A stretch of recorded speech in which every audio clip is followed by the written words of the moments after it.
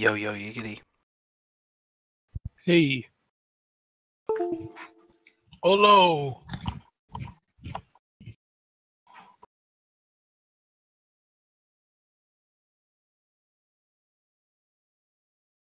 And Anthony, are you here? I am here. Definitely, BattleTech. I bought it Wednesday, and I played it for a little bit. About 9 o'clock after my other game was over, and then I'm like, I should probably go to sleep now because it's probably late. And I got up and walked away from the computer. It was like 3:30. And I'm like, I got to be up at 6. God damn it! So I just went back and played for another hour or two. Holy shit! Yeah, It sounds good. Turn-based, yep. Turn-based tactical mech fighter. Yeah. Oh, it's awesome. You got to watch at the beginning though, because you run out of money. So you got to sell off a bunch of equipment at the beginning there. Yeah. To make ends meet, but by the third mission, you usually make enough to keep yourself afloat. Is it like a roguelike? Where you're talking about it? Have you ever What? played XCOM? Yeah. Same thing, but with Oh, mech. it's same deal. Yeah. Of hey, do it right or get fucked over. Yep, exactly. And it's, I think, like I said, I said in chat anyway, I think it's made by the same guys. Yeah. Yeah, it's awesome. Paradox. Well, it's You get published the- by some guys. You get your mechs, customize them with whatever weapons you want, missiles, energy, machine guns, flamers. Oh, yeah, sweet. XCOM was published. Was produced by. No, different people. Firaxis is who made XCOM. Ah, okay. Might be published by the same people though. I used to play. Yeah, I used to play BattleTech back in the back in the 90s on my Commodore 64. Ah, what 80s? Yeah. Yeah. Yeah, I'll probably pick that up after I finish Nier, however long that takes. It's too bad they didn't have a referral. Get an extra mech when you refer 10 people to buy it. There you go. And there's a player versus player version as well. I was told with it. You can set up your lance against other people.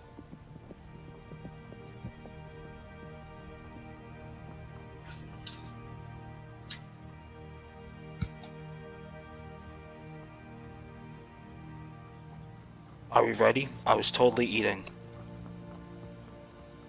That's Don't worry, okay, we I'm couldn't eating tell. too. Yeah. Yeah, if you hear that crunchy noise, that's Dylan, not me.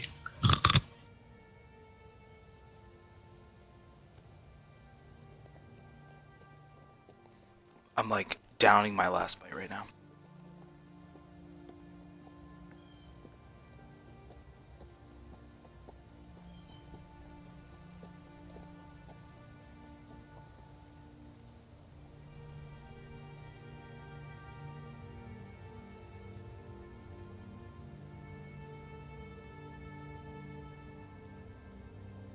Alright, so radio's not going to be here, so this is it. Ready? Yeah, just three of us. Let's do it.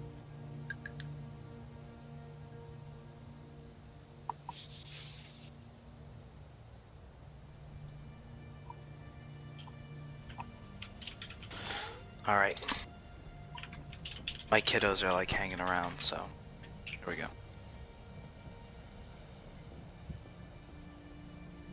So we had a pretty Let's level up to 7, right? yeah. So in the last episode of Dungeons and Dylan's Ball Z, there was in a grand ambush that went on,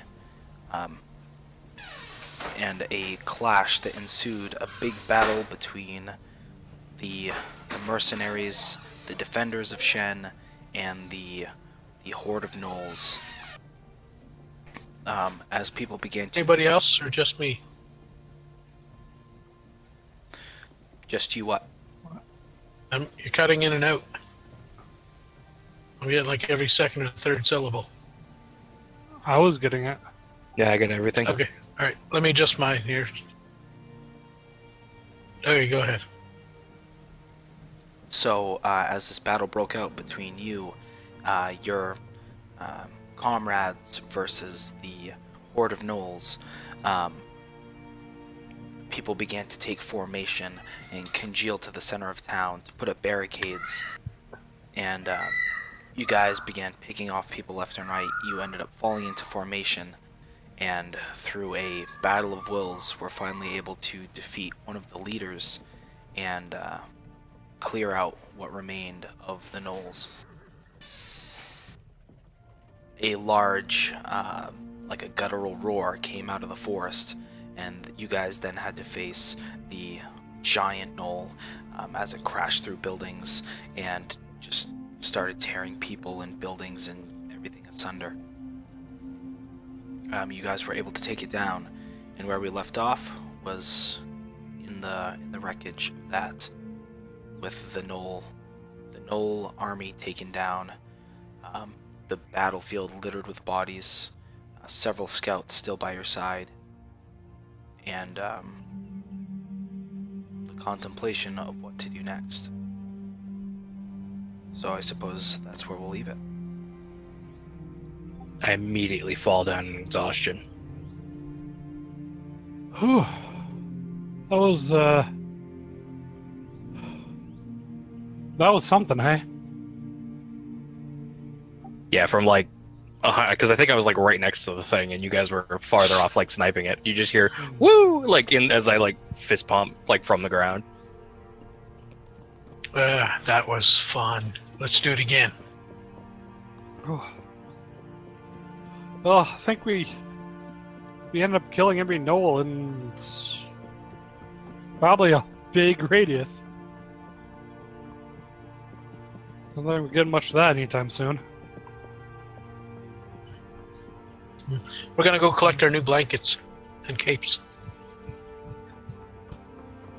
Find someone good at skinning to skin them. To skin the giant gnoll. Weren't the all the scouts and stuff helping to skin that thing? Something? Oh yeah, that's right. You're gonna skin the two big ones for us. One for a cloak and one for a tent.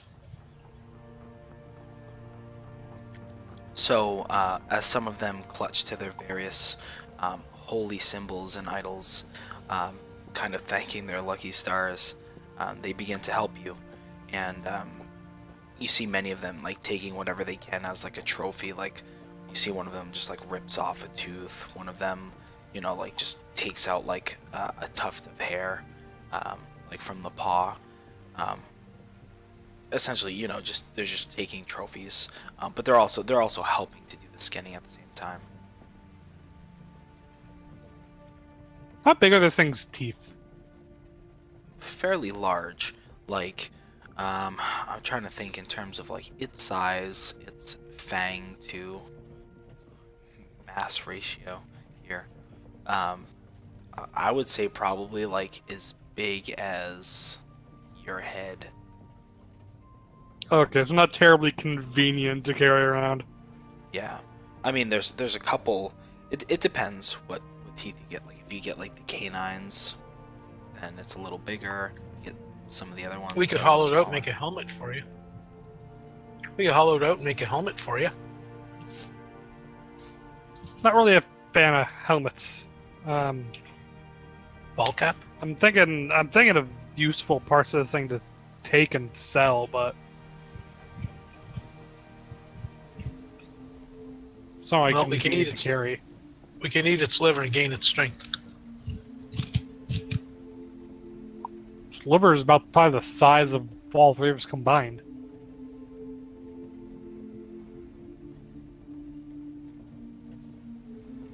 Liver and onions for supper, guys. And imagine Third R and all the people who just essentially sacrificed a large part of their forces. Their families are going to want some wealth out of this, of all these dead gnolls and their. I don't think there's any wealth here with them. Yeah, I'm not sure we can really sell the parts, and we'd overflood the market.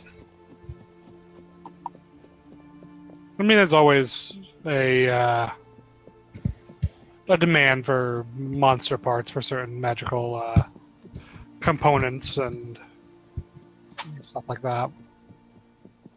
I'm gonna actually go and try to get some claws and stuff. yeah, some claws and teeth and stuff from some of the smaller gnolls. If I can. Okay, you can have as many as you wish. I mean, granted, like it takes time, but essentially as much as you can carry. There are Like hundreds. what time of day is it? Right now, by the time the battle got done, it's probably like around 4:30. There's still some overcast in the sky, so it's slightly chilly. It's probably not. I don't want to say terribly far away from nighttime, but just because given the weather, it's not terribly light outside. You know, there's just like the gray. Yeah. All right. I'm gonna check with the commanders and see how we stand. See what they want done next. I'm gonna go and spend like an hour or so just collecting, yeah, claws and teeth and stuff. And smaller gnolls. Yeah, However that gets me. as much as you want, as long as you can carry it. Okay. So you did also make sure you write down that you already took some blood. I think you said you took like Yep. a barrel of blood. I have 5 small vials, 3 medium vials, and 4 large vials. You're pretty vile, I got mine. stealing blood. So I'll say I feel like a bag about like the size of like a A Wegman shopping bag. no, not that much, but like a small melon worth Yeah. of stuff. So probably because it's fairly dense. I would say probably like 20 pounds or so. Yeah, that sounds about right. Of all these various, like you have like fangs and you've taken some of the talons, things like that. Yeah. Okay. So, Belgarian, Mm-hmm. you scout around and you're looking. You do see there is the one commander that's left. She's kind of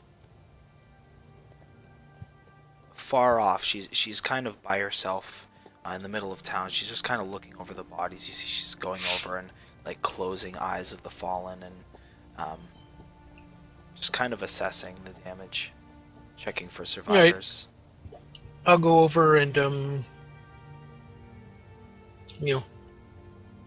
be kind of sad and say, well, it was costly, but it was a victory. They gave their lives at a noble cost. She looks to you.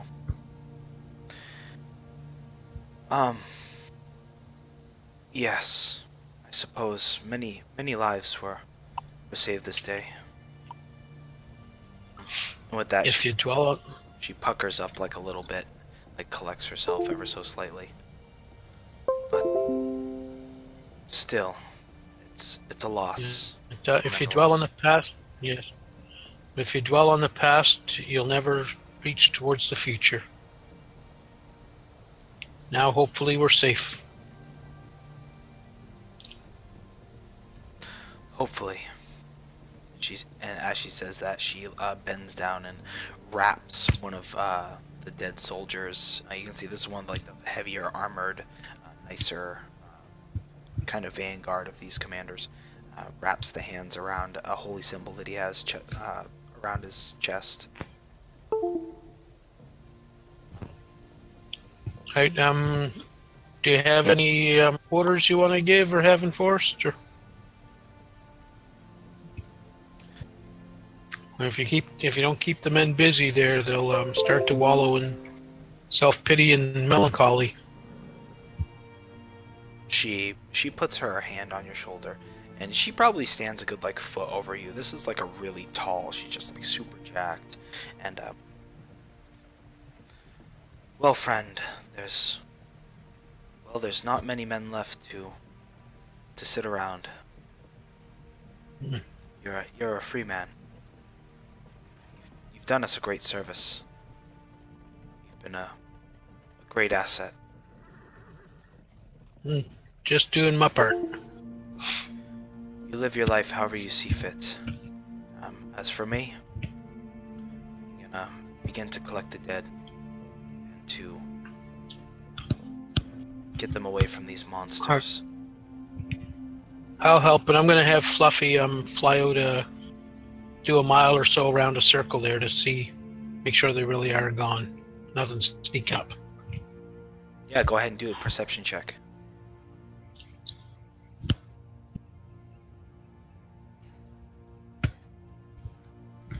Okay, so Fluffy notices that there are actually 3 survivors. They're kind of like underneath different people, but Fluffy comes back and lets you know. All right, cool. We'll go dig them out. She runs hurriedly, and again, they're still heavily wounded, but she like essentially throws like a gnoll body just like woof, like 10 feet, and picks up this one. It's gonna be okay. It's gonna be all right. And at that, she assesses the damage and begins going through her pack. Takes out a small vial, pours it down his throat. Haha, healing potions. Is Branagor here to do any healing or anything? Branagor is here. I believe, unfortunately, let me see if he has any spells left. I don't think he does, but he may. Yeah, I don't think he did. Or even a medicine proficiency? Or Yeah, he doesn't, but yeah, he'll go ahead. We'll do 2 medicine checks. I don't know if anybody else has anything, but he's kind of like leaning on a walking stick and kind of collecting himself when this commotion kind of comes about when you find the survivors. He runs over and yeah, he attempts to do a medicine check on the other 2 as you and the commander kind of like clear the debris and try and get these people out. Let's see here. So I'm gonna actually take like the first hour and like meditate and take a short rest. Okay. So, Branagor is able to stabilize the first one enough that not conscious but still breathing, seems to be okay, seems to be stable. The third one is in very bad shape. You can see that he's been torn, like he has leather armor and it's been kind of peeled back, and there's like just a really deep just red and purple that you see. do we have any healing potions in the group, in the party loot, guys? Nope. Don't think so. Yeah. Dag nabbit. I was pretty broke until we passed out money from the last people we ended up killing, so. Alrighty. Well, we've done pretty much everything we can then. We just help gather bodies and build a pyre. Okay. So you spend the time sorting through the bodies. It's messy business. The scouts are, at this point, they've dropped kind of skinning this large creature, and they've begun to fall around the commander and you all and begin helping with the bodies.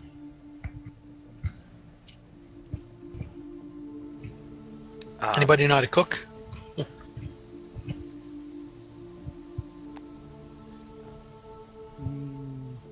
can make fire. There you go.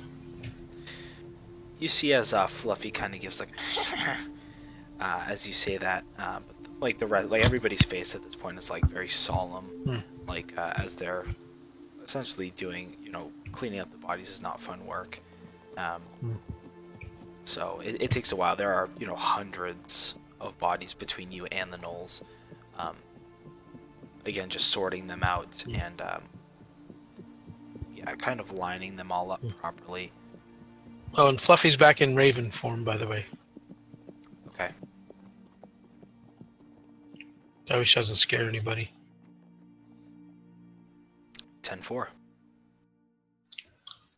So, I mean, that, given the amount of work there is to do, like we'll say that you guys did that for an hour. Felix, are you just, you've gone around, you're collecting these parts and kind of like half collecting, half helping. Yeah. Yeah, Anthony, you're meditating.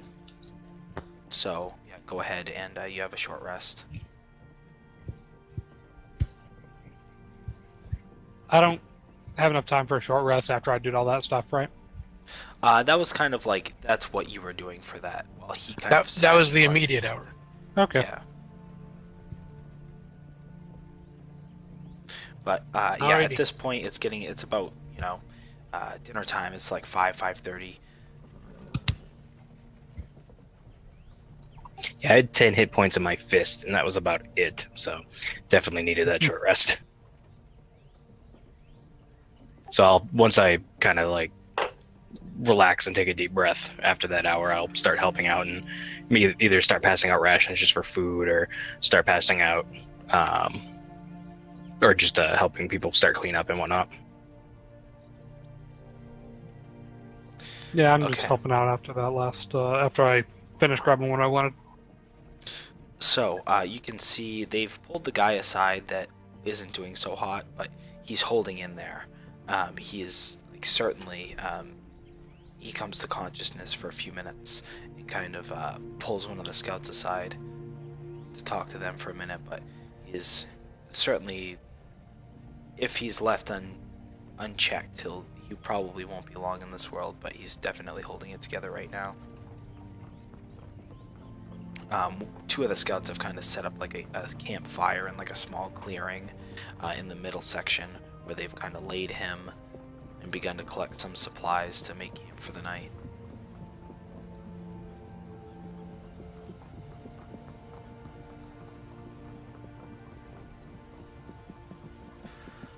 Do we, do any of us have like a medicine kit or something? Because I like, my whole thing is that like I am a student, so like even if I could make like an unchecked or not a proficient check with medicine, like maybe I knew something, just I learned a little bit. Right, it would be a really high DC, but you could. I'd allow you to. In terms of medicine I'm kits, sure there's some medicine kits with the other. I'm sure the army has some with their medics. Yeah.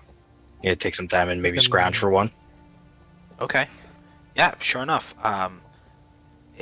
It takes a little while. Again, you guys are like rummaging through. There's just it's a mess. But you ask the commander who might have medicine kits. She describes to you what kind of units, and you do find several. Some of them are kind of like half provisioned, but there's definitely enough. So yeah, go ahead and make a medicine check.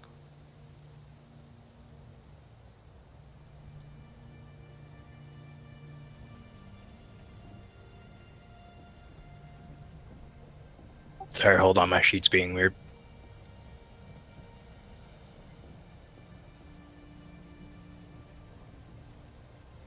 Hell Nice. yeah. So Nice. with this guy's just like his natural fortitude, he's just not letting go. But then also once you find this medicine kit, you begin doing what you should do. You begin cleaning the wound, preparing for sutures, and as you do that, it's almost like you're getting like flashes in your mind, like woof, woof, woof, of like pages that you flip through that has human anatomy and things like that from the medical section. It still does take some time and some care, but over the next like hour and a half or so to 2 hours, you're able to stitch him up, stabilize. At this point, he's unconscious, but he seems to be okay. The commander comes over, kind of wiping just blood and sweat and grime, and kind of just like almost picks you up into a half hug. Thank you. He'll be able to go home to his family now. That's a blessing. I will sigh and hug her back, and like that kind of like the warriors like grab her around the wrist and like pull her in, like, and just be like, it was a hard fought day. If we can save anyone, they deserve a chance. Come on, do a belly bump. Yeah, and then I get like a running leap into her. Yeah. Yeah. I'm like 5'6", like 100 pounds. She would just wreck me. Yeah. She would use you for the inside. Giggity. Death by Snoo Snoo. She's like that tall lady from Game of Thrones. I was also picturing her as Brienne of Tarth. That's great. Yeah. So as you guys have this moment again, it's beginning to get pretty dark. You guys have cleared quite a few bodies with all the hands that you have, but there's still plenty more to go. Okay. They have positioned them somewhat close to where you've made this camp, but they do a small service and burn the bodies of the fallen. The gnolls, on the other hand, have just been put into a pit, essentially, at this point. We'll throw some lime on them later. I'm going to send Fluffy through the woods to look for any straggler gnolls or anything that may pop out through the night.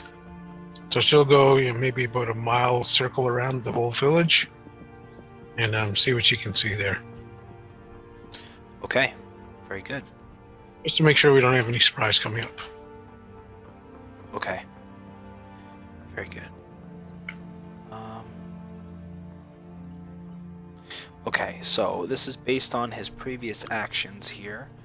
Radio didn't actually tell me what he wanted to do, but yeah, I think he's gonna try and loot some bodies. So he kind of say as a rogue, he might be looking for some cash. Yeah, he's helping you guys. He seems to be working fairly hard to collect these bodies. Surprising, especially for you, Kaladin, because he does kind of come off as somewhat distant, kind of a jerk. Like he doesn't, not necessarily empathetic. So it's definitely a welcome surprise to see him. Little do we really know, stepping up.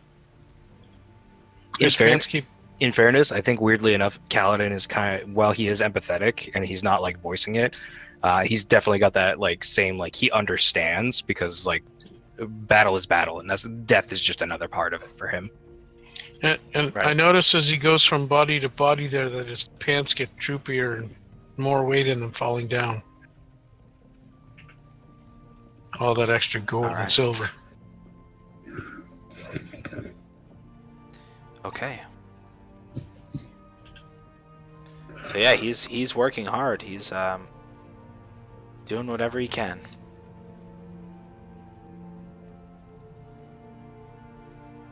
The only thing I would just I just thought of it. If I could look for like pictures or like pieces of like lockets with pictures in them or anything that stands out as like super like different than other soldiers, I would take those and give them back to the commander as like keepsakes and be like, oh, if you know these people, give them back to their families maybe. Definitely, like quite a few of them have like just various like I'm trying to think how to put it here, but Like keepsakes. yeah, I mean like most of them, like most people have like say a wedding band or like kind of like that stuff that's very average, but quite a few of them have like holy symbols, they have idols, they have this and that. But yes, you do. Just obviously being hands-on with these guys, you do see a couple that stand out as like just like nicer, just ornamental. Like you see one like weapon that's just like very ornamental. Like it just looks like some sort of heirloom. You see a couple of holy symbols again that look just like very, very nice, very expensive, very old, and yeah, you do find a couple of keepsakes. You present them to the commander, and she bows and thanks you, and she begins writing in like a journal, like she's taking tally at this point. She's trying to record as much as she can, and she takes these. Thank you.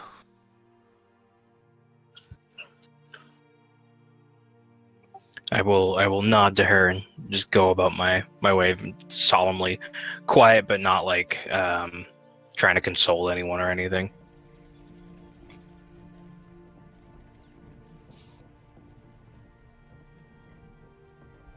So just to be so I was looking in the book for actually like what medicine kit did, because I didn't know if it was just like, oh, it's a kit of stuff. So there's a healer's kit that makes it, not that would change Yeah, it anything has now. 10 charges. Do you want that, or is it just like medical supplies? No. I was considering it like a healer's kit. Okay. So at this point, we'll say it has 4 charges left in it, because it Sure. wasn't like brand new. But yeah, it is considered that. So you have 4 Cool. Yeah. So you do have those supplies now.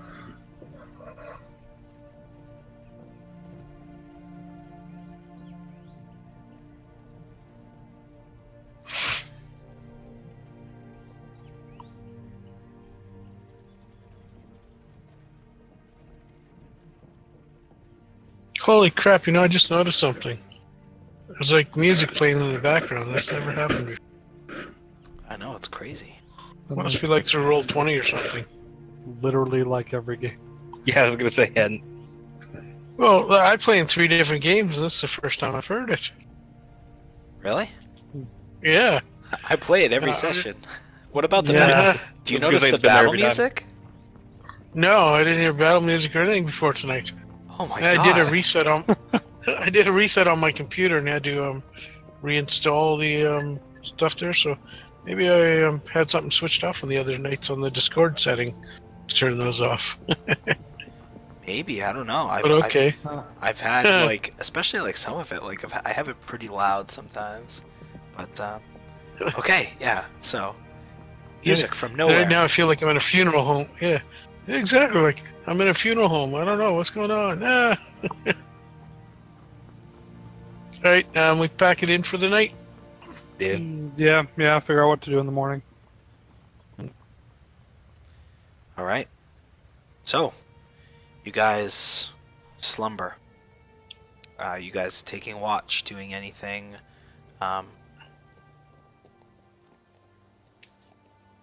As yeah, I'll we'll step- take shifts with them. Yeah, I'll take first. Okay. Just gotta stay up. Kind of book out, but not really reading. Just kind of looking around and thinking of what happened during the day.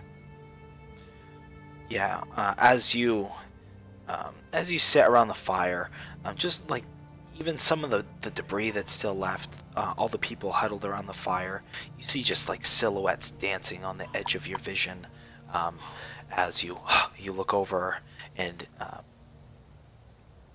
you begin to see things. You look over and there's nothing there. Just kind of the after effects of what's transpired. And that happens kind of for everyone. Everybody's just as great as it is to not be fighting anymore. The silence is almost more uneasy than the battle is itself.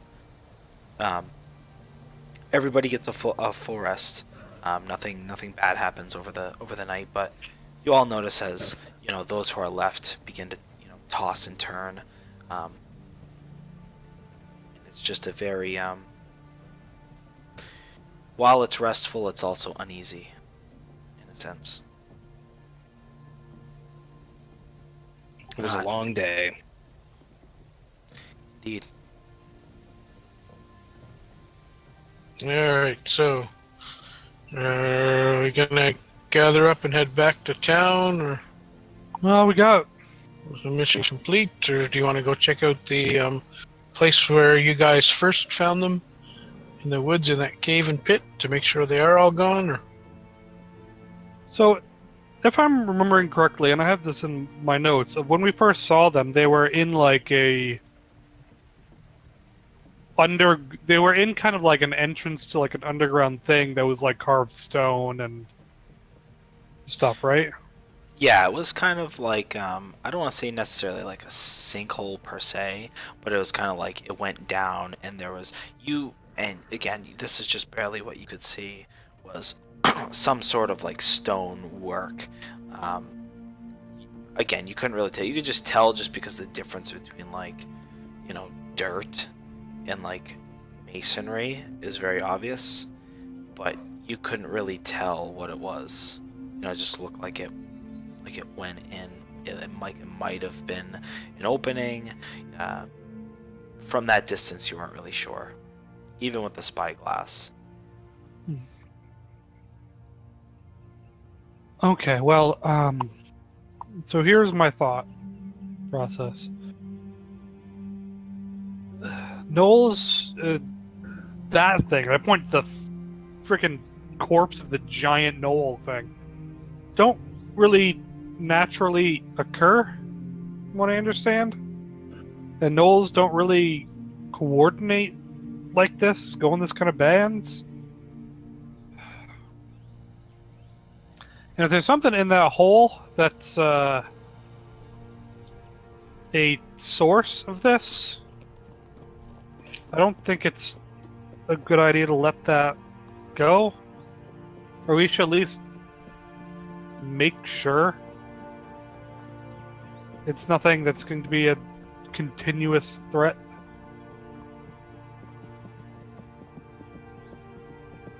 sure, I'm That make game sense? for some adventure. Definitely agreed. And I also think you should enunciate your words a little different, and we will call you James. It's fine. Sure, let's go. Where's it at? Yeah, so I'm gonna talk to the let the leader, the scout leader that was with us, the big woman. Yeah, she was like one of the large commanders that was in like the war tent. Go, Brienne. Yeah, so I'm gonna go find her and let her know that we're heading that way. Very well. I wish you luck. She looks back. I know I'm not leaving here until all the bodies are dealt with. But as you look over, you can see like now that it's been sitting for hours and the overcast has cleared up a little bit. There are flies everywhere. It is beginning to smell horrible, and you can see like a couple of the scouts are just like going near bodies and they're just like, and some of them just begin walking off. Glad we're getting out of here. They probably want to come with us. I don't think they want to walk into the hole where these things came from. About half of the scouts have stayed. Some of them have begun to take off more of the hide that you guys were trying to get. But again, like that body is swarming with flies at this point. It's kind of like they were half skinning this creature. It's so massive, but they kind of like stopped, a quarter of the way through to help out with the bodies because it seemed like everybody was kind of doing that and it seemed like the right thing to do. Yeah, it's pretty gross, but you see as some of the scouts have begun like walking away like in different directions.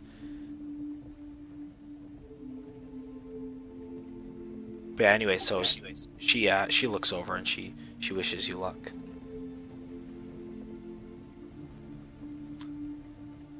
Okay. All right. To a hole in the ground. Yeah, let's check it out. Okay. So, go ahead. So you guys can definitely get there because it's early morning. So by the time you get there, it's about I would say 1 o'clock ish. And So go ahead and roll. Yep. Roll a d6. There's a D6. Yeah, 2 times. You don't have to roll a d6 getting to the hex that they're on. Oh, that's 1. Okay, hold on here. Yeah. Oh, dang nabbit. Dang nabbit. I was redoing my macros and stuff, so hold on.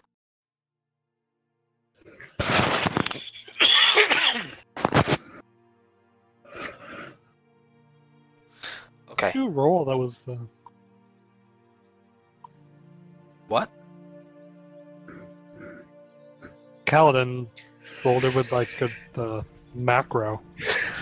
I don't Yeah. know if I'm sharing it with everybody or not, the dice macro.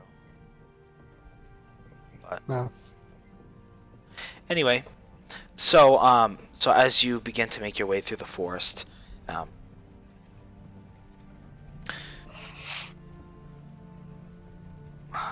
honestly, I don't really think this encounter really fits for this anyway, so it's fine. We'll just roll another Yeah, one on the next pick one. hex. Yeah, I was gonna say roll whatever.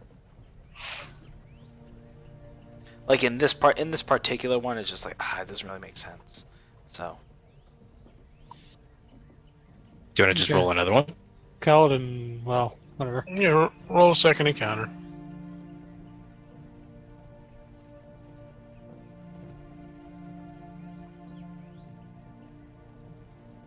yeah, so just go ahead and roll another d6. We're just gonna skip that other one because, like I said, it didn't really make sense.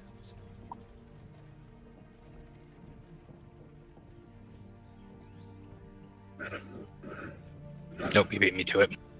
All right. Well, either way, it's Yeah, so go ahead and so as you guys approach, you see the familiar ridge, and you still see the.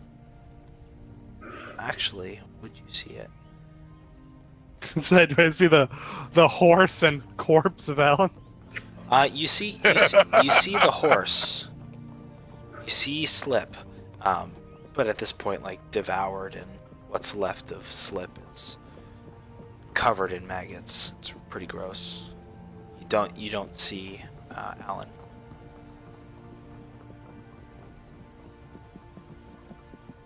Okay. But so you guys approach this ridge, and you know, Felix, that this is the ridge that you used to overlook the area. Yep. And maybe a half a mile or so away from the top of this ridge is where their operations were. And I'm assuming we haven't seen any other gnolls on the way here. Correct. Okay. As we start approaching, I'm gonna mage armor myself. Okay. Just to make sure. And let's cautiously start moving towards the thing. Stealth up. Okay. So here.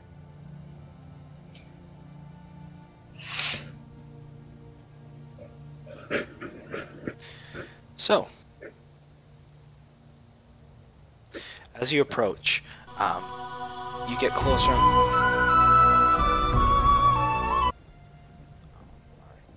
Some weird fucking music thing just started playing on my thing, and I thought it was on Roll20. Anyway, so as you approach, you get closer and closer and closer to this opening. And the closer you get, you realize, yes, so you're correct. It is definitely stone. It is masonry. And it's almost as if it's been, like, ripped from the earth, as if it's been uncovered. Something that was here, and possibly a landslide or something natural has eroded in a way that this has been exposed. It appears to be some sort of kind of broken archway. With steps that lead down into the darkness. And as you look around, you see living areas of these hundreds of gnolls. There are, campfires that are still just barely, the coals are ever so slightly glowing. You see various, like, chests and crates stacked up, makeshift shelter, things like that. Treasure. On the outside of this area. And then again, staring down into the darkness.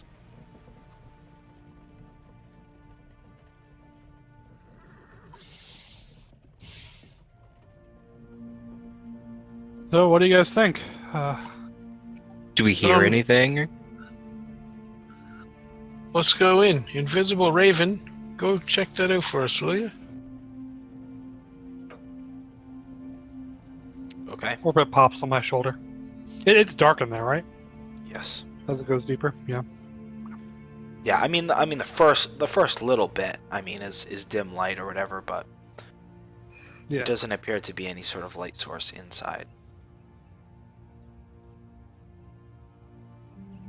So, as you send Slip in, or not, Slip, as you send Fluffy in,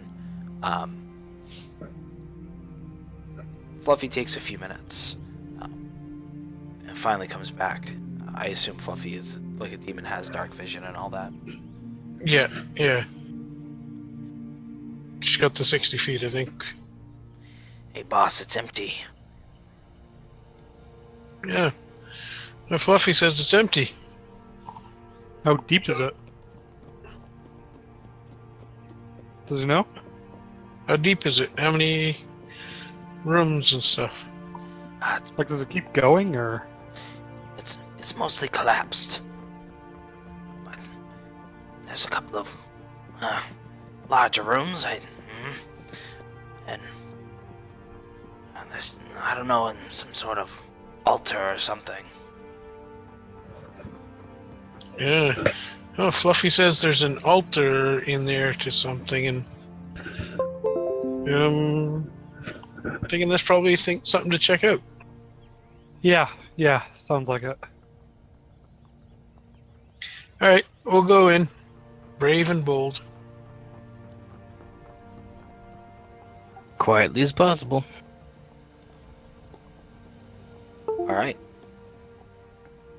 Cast light on. I don't know, like I grab like a pebble, cast light on it, and hand it to Kaladin, who I'm assuming is leading the way.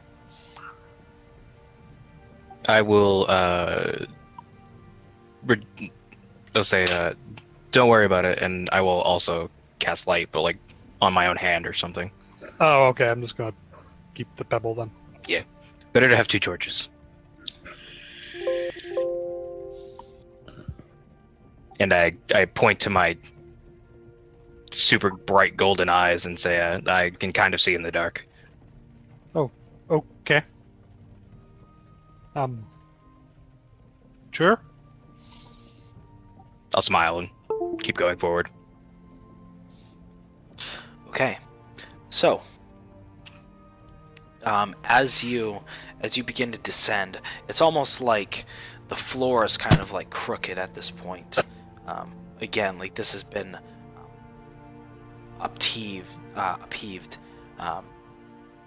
So as you're kind of walking, somewhat sideways, at maybe like a 15-20 degree angle or so, you begin to make your way through.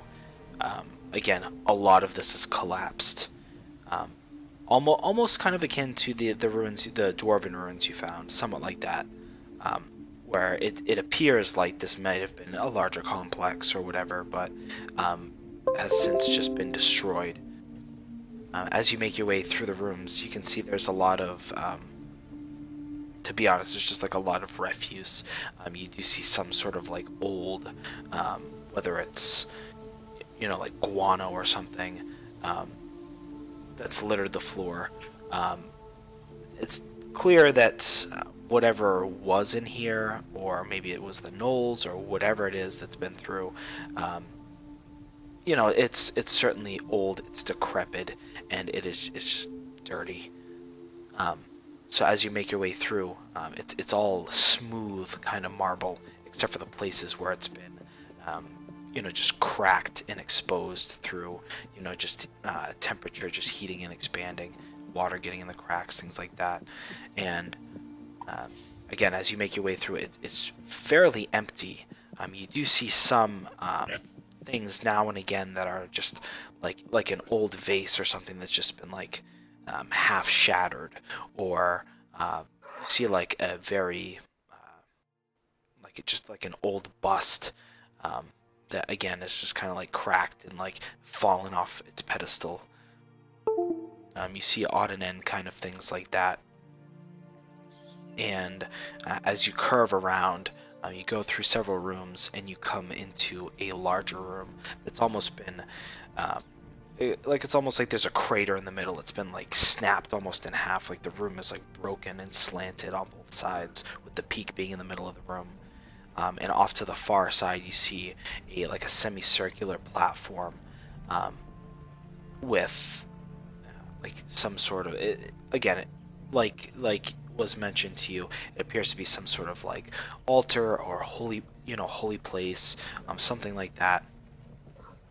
And you see just a large statue of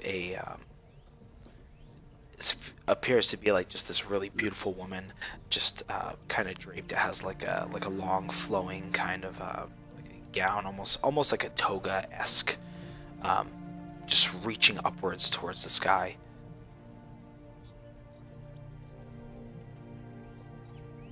Do we recognize this kind of statue or altar at all? Any of the symbolism on it? You have Anybody have religion? If you have proficiency in history or religion, I would say go ahead and make a roll. I have history. So do I. I apparently don't remember, though. Yeah, well, it does have striking similarities to other goddesses. It seems different. Like, it seems like this is old. This is really, really old, and you can't quite make out who this is supposed to be. It's a more pure version. Oh, it's very old, older than any of the at least modern gods or anything. So Felix, as you begin to like you remember that you're going through it and you're just like marveling at, again, just the artisanship that went into this. It's very smooth, and although it's aged, it seems timeless when you look at it. It's just very evocative as she's like raising her hands up. You begin to catch little nuances in the face, and then you see she has like a I'm trying to think of how to explain it, what it's called, but like a weaver's kind of like tools on her back. And you can see she has kind of like like knitting tools as well, like things like that. And a lot of her garments are dressed with like floral things like that, little nuances. And you then Is this statue human? the statue appears to be it appears to be human, slender, Okay. very, very lean, and you recognize this symbol to be Habitrot. She's like a goddess of kind of like healing and like the spinning wheel, and things like that. Wait. I think it's a goddess of healing.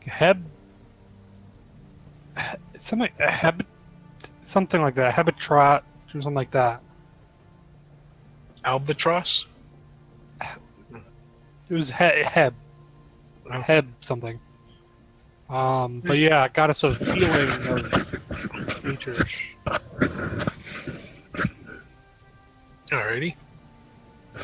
Don't know what it Seems, have to do about giant owls. I mean, this may be just a separate thing that they found. Right, is there anything valuable around here? Yeah, I want to investigate this place, see if I can find any Yeah. signs Anybody of anything unconnected. anybody who wishes to, go ahead and investigate. I'm going to, while they're investigating, see if I can. Does the altar itself look like it was like messed with it all, or does it kind of seem clean compared to everything else? It seems relatively undisturbed, like the altar itself. I'll be making notes and like drawing any symbols or anything in my journal, just kind of investigating the altar itself. Are there any offerings at the altar? You don't see any like you do see a bowl, but just again, it's just metagamey wise, just with all the age and everything, there's pretty much nothing there. Actually, because if they put the coins, secret. yeah. So you actually do see a couple of like really old coins in there. They appear to be like, gosh, they're like the size of like probably more than like a silver dollar. Like they're big, they're hefty in your hand. They appear to be like hammered copper. They're not like the uniform kind of clear cut coin that is in circulation today. Do I know about how old that would? Do I recognize? Would I be able to know Go ahead and do a what history. era that's from? Yeah, go ahead and do a history check. Yeah, so you think that this is probably just off, like from the hip, probably like 1,500 to 2,000 years old.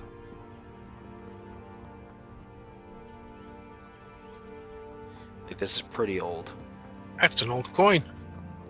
Yeah, it's just completely covered in like just green oxidation.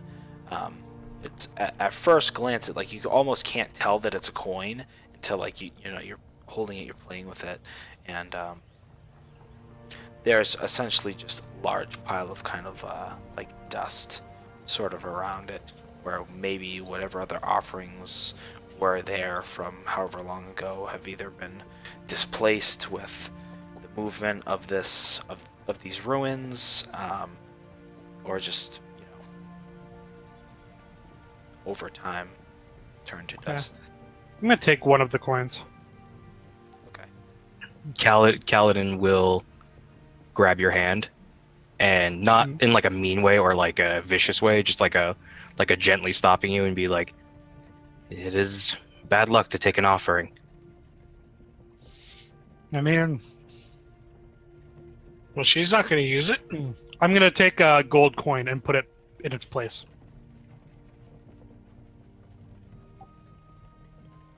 I'll smile at you and continue. Like I'm glad that you understood and like where I was coming from, and then we'll continue like journaling. But like I'll pick up one of the coins myself and like draw it the best I can in my book, and then I will also place a coin. And is like everything in the, like are all the offerings we can see in the bowl? Yeah. There's like a large bowl, and yes, it's like a part of the altar. Like it's built in. It's not like a separate bowl. And yeah, from what you saw like those 3 or 4 kind of like just very oxidized coins in there. Yeah, and then that's what I'll be doing. Okay, so as you're just taking note, like again, you can just see like how intricate this is. It all appears to be like it's just one piece of marble. It's just exquisite, and the craftsmanship that went into this was just spot on. And as you're doing this again, you pick up on the floral patterns. You pick up on all the nuances. And with the investigation, yeah, so something catches your eye, Kaladin, as well I would say it's pretty obvious enough. So as you guys are investigating this room, again, in the middle of the room, it's almost like there's like a spire, and the room is almost cracked in half, if that makes sense. And so it's raised in the middle. And underneath the raised section is just what appears to be, you know, a thick layer of marble. It's like broken up. But then there's also just like a slight... I don't want to say ravine because it's not very big, but you can see loose earth under Just it. a ditch. Yeah, essentially. And you can see that there's just like a... I'm trying to think of how to explain it. It's very weird. So as you catch glimpses, and you're like, oh, what's that? And you go to the center of the room, and for an instant you're looking out, and you see just like a very faint, very opaque, like almost like a vision of this large, endless crimson land. And you can see in the background there's several of these large gnolls that you faced, as well as who knows however many others, and they're just in this eternal struggle of, you see these big ones like picking up and ripping the other ones apart, and just this very chaotic scene, and then it begins to like fade in and out, like it's ebbing, and it's flowing, and it's going in and out in a very opaque manner that, again, it seems to be almost like a vision.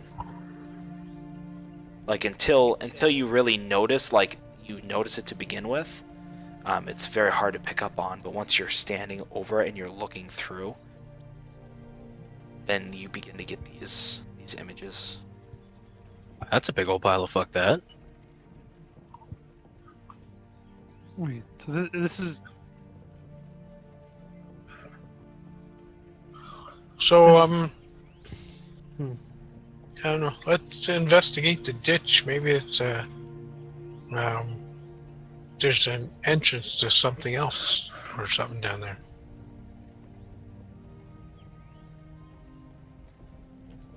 Yeah, from what you can see, it's fairly shallow. It's not like it doesn't keep going. It's just the marble is broken in the middle, and as you look down, there's just a tiny cutout, right, where it goes deeper than the thick layer of marble and into like, you know, like fresh earth.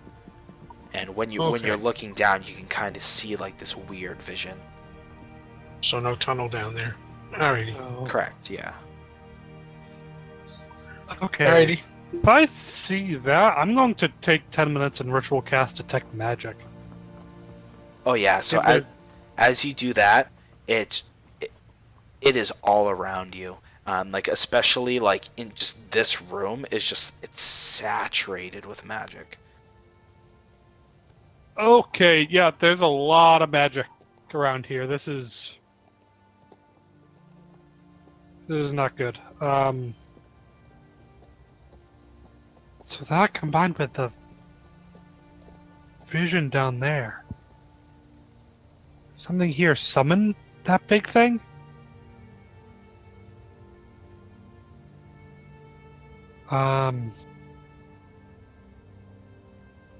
Either that, or it was a sacrifice. Maybe they defaced this altar, or tried to, and opened something they shouldn't have.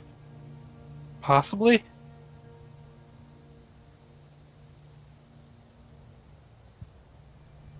Alrighty. Well, Do you have a way to close it? Or stop it?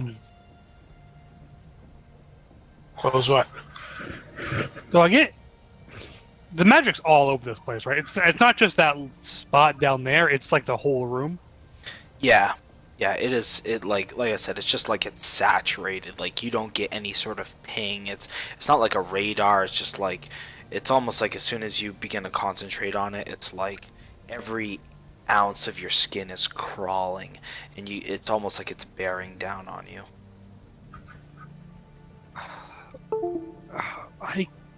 It's just everywhere in here. It's big. I don't really have a way to deal with that other than maybe to cave in the entire thing. I'm not even sure that's going to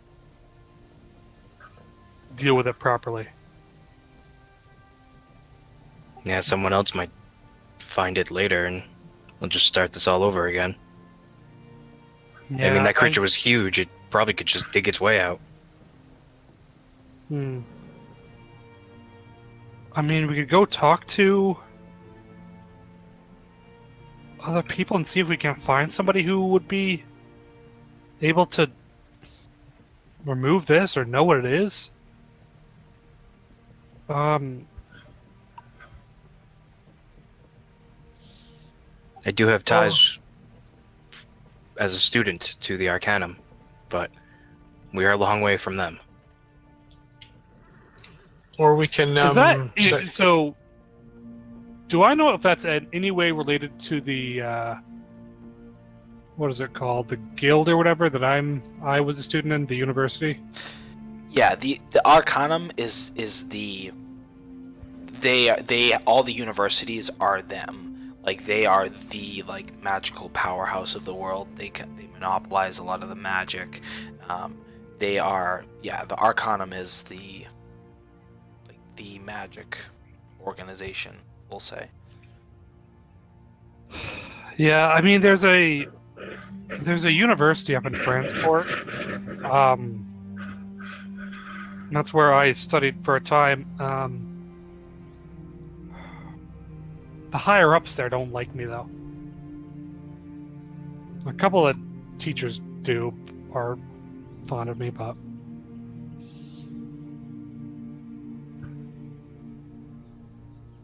well, tip them off. They'd certainly have a way to deal with this. It's not really my preference to go to them, though. I think, unfortunately, your preference may have to take a back seat if another one of those creatures get through. Agreed. And as you say that, you can see this vision. Again, it's coming in and out. It's almost like an old black and white movie that's just kind of very fuzzy. As it comes into a very clear picture for a second, you can see as just the face of an old just walks by, and as you're talking, kind of and turns to face you for a second, and the image begins to fade out. It fades back in, and then the face turns and keeps walking. I'm getting the feeling that this whole place is close to a different, like a time trap. what is it called? Not dimension here. It's Reality. the fire, the plane. It's Different plane. it's closer here. It's close here to some other plane where there are a lot of these things. All right, let's go to the next room. Where it's Maybe all like about a ley line or something. Yeah.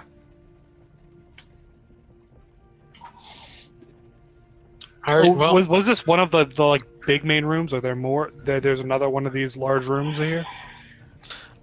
You've kind of Just, passed through. This is kind of the end for this. Most of everything else is caved in. Even this room, some of the corner is caved in on the opposite side. And most of what you've seen, again, it's very fine marble work, but there's not a lot of stuff in the room. It's fairly open, and what you have seen has been very worn with time, we'll say. so there's no passages that we think we could continue on down with a little hard work, or all too slippy, cavey, any type of thing. I mean, you can feel free if you're free to do whatever you wish. If you want to attempt to try and dig out some of the stuff, or try and blast your way through some of this debris, or it's all up to you. What do you say, guys? Do we want to try to go in, or do we want to just go back and report to the city? Sorry. I'd prefer to go back and report this. This seems a little over our heads. Yeah, we can go back and check out those dwarven ruins you told me about that time you get drunk.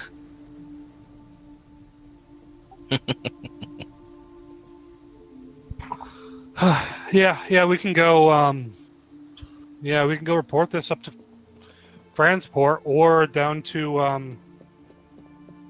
Well, no, this isn't really the kind of thing that Augusta would be able to deal with.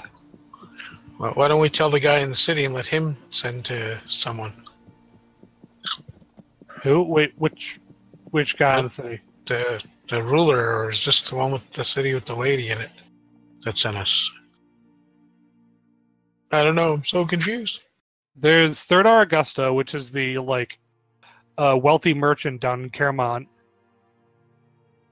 I'm not He's the one exactly that sent us here in the first place. He's the one who sent us out here in the first place, but he was more of, hey, there's a bunch of gnolls raiding our caravans. All right, let's go collect our pay from him then. We can tell him about this place. He can decide what he wants to do. He sounds like someone who likes to be in chargey. He could also get a message either to one of the universities or back to my spire, Okay. which I think, I don't know if we've decided if that's part of a university or whatnot, but they may have some sort of magic user there. It'd be the University of Fransport would be closer to come down and deal with it. I can also talk to Burgle Baron down when we're in Caramont and see what his idea is.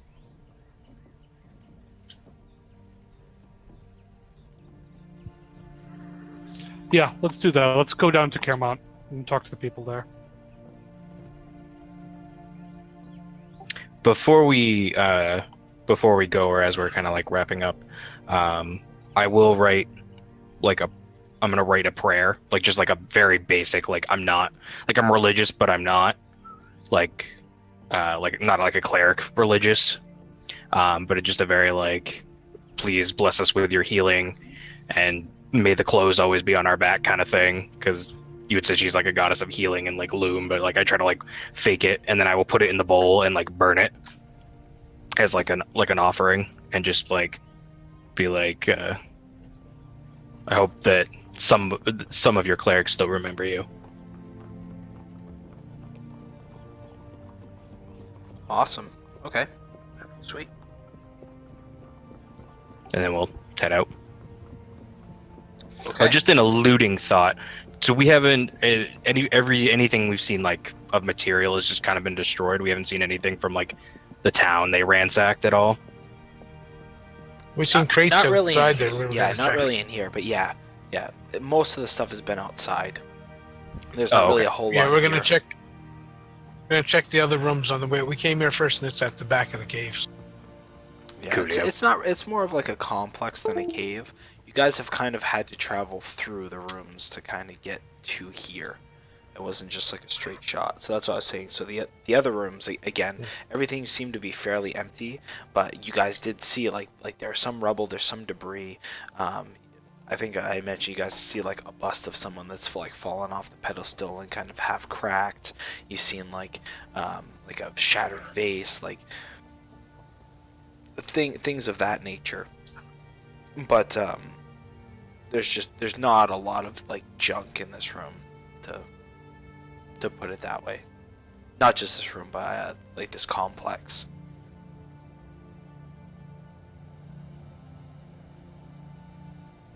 Fair Alrighty. enough.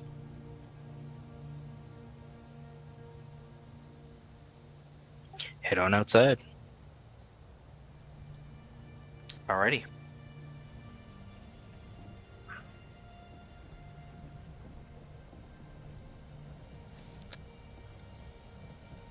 Start the looting outside if we see anything. Okay, so you do see there's most of it's been taken and is now in the middle of Shen, but there's still quite a bit of weaponry here. Just things that people have taken, like all shapes and sizes. There's blades, there's bows. Some of them seem to be of lower quality. They've probably taken a lot of the higher quality stuff, but essentially in like piles. They've just kind of like thrown swords in a pile.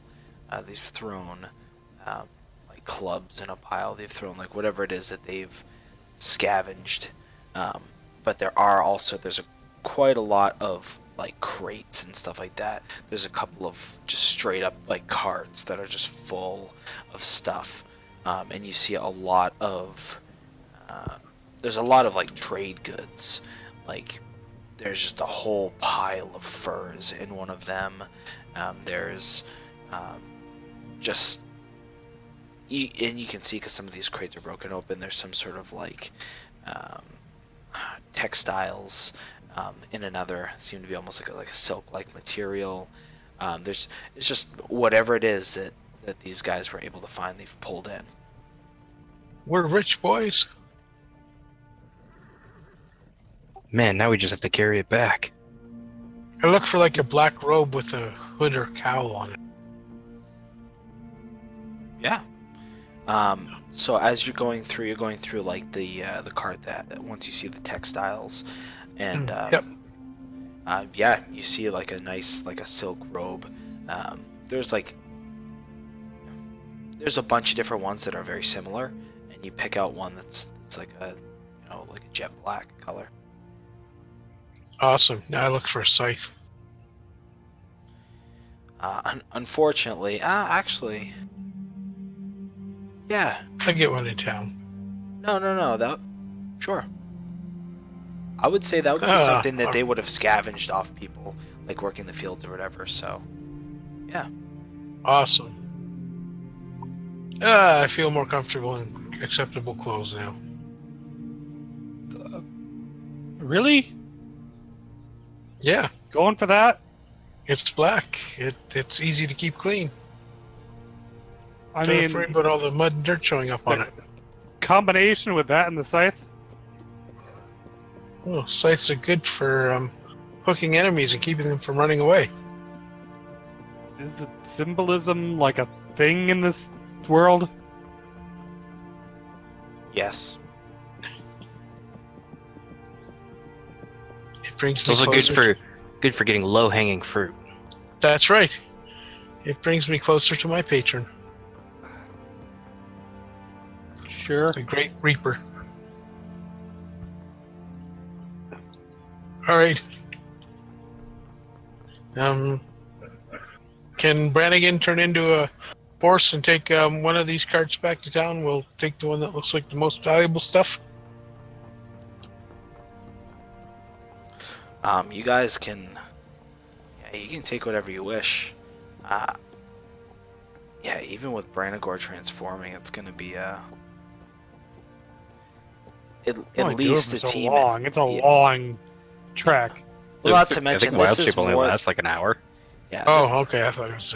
this is also more than like a single horse could carry. It's more than like a normal cart. It's like, here's a normal load of stuff. They've taken a cart, brought it back, and just piled like whatever they find, and are just scattered in piles. Like I said, there's trade goods, there's weapons, there's Right. whatever it is that they've. Who's our detective magic guy?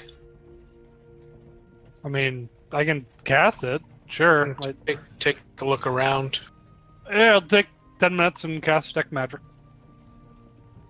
As you do, again, like you get just a heavy presence coming from like that complex general direction. But as you work your way around, you go through. Yeah, you're unable to find any sort of pings All right. coming from Nope, what nothing. they've salvaged. All the magic around Alright. here is coming from that. Point back at the hole. Alrighty, well, let's head back to town then, I guess, and let the merchant know his stuff is here along with a whole bunch of other stuff, and we'll just ask for a 10% value finder's fee.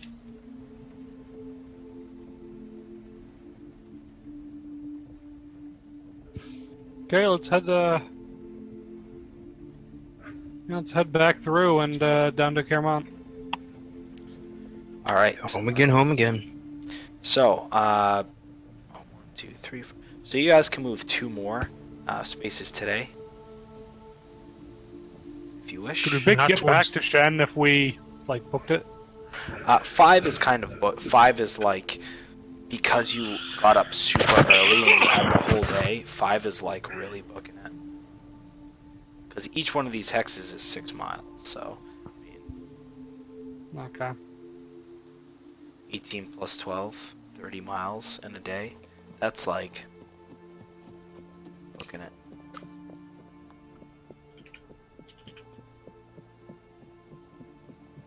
Okay. I'll take my 2 and we can move right along. Yeah. We could push for 3 today and be able to get to town by midday. okay. Let's go ahead and make 2 d6 rolls. I'll grab the first one. Take the second one, Ned. None. None? Alright. I'll make up for that. Snake eyes. Yeah, on a d6, I get 2 snake eyes. What? Oh, there we go. Alright. Alright, so uneventful as you make your way back. Alright, we camp for the night. Okay. Taking watches. Things seem to be fairly quiet in the forest. Yeah. So you wake up the next morning. As you wake up, you can see Branagor is he's beginning to kind of like pack his bag, and he gets up kind of before everyone else. As you guys awake, he's kind of already ready for the day, and he comes up. Felix, it's time for me to get back to my people. You're heading back? You're oh, back to your the the forest where woods? you came from. Yeah, he kind of gestures all around him and then gestures like towards the south. This is my home. And it was very fun. But, well, like I said, I must get back to my people. Well, okay then. It was good having you around. He just like goes in for a big bear hug and just like lifts you up a couple inches. Oh, okay. And then he turns into a bear and really hugs you.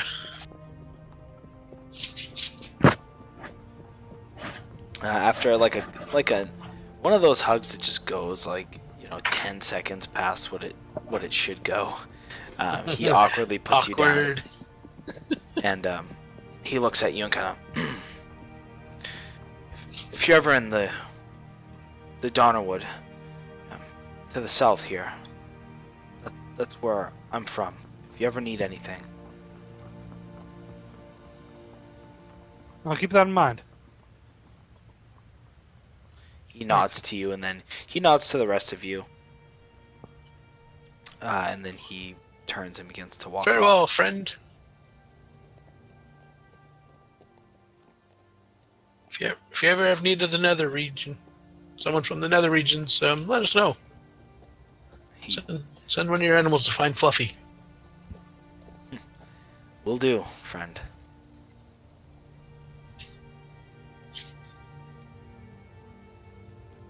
And he begins to make his way southwards.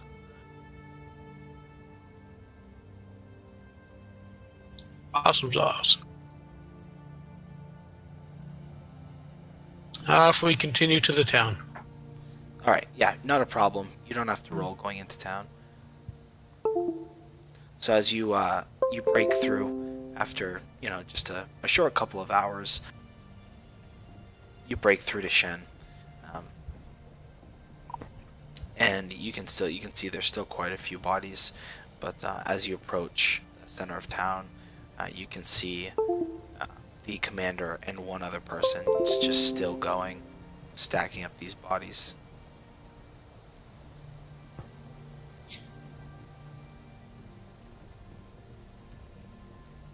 I kind of feel bad.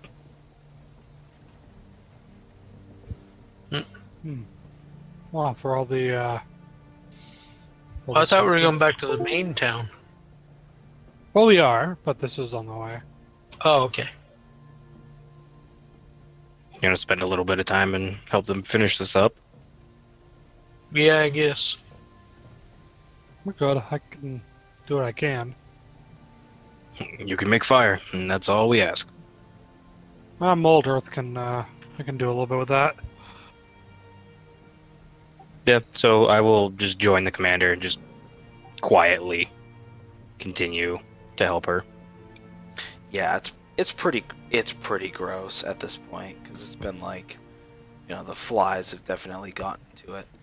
It's nasty. So you can see it's just her and one other scout who have stayed behind. They have rags tied around their face. Would a couple of fireballs help? Well, trying to. Are Respect. they trying to for the bury it, bodies. or are they trying to do funeral pyres? They've been doing funeral pyres. I can do it a bit more respectively than blowing it up. Just a thought.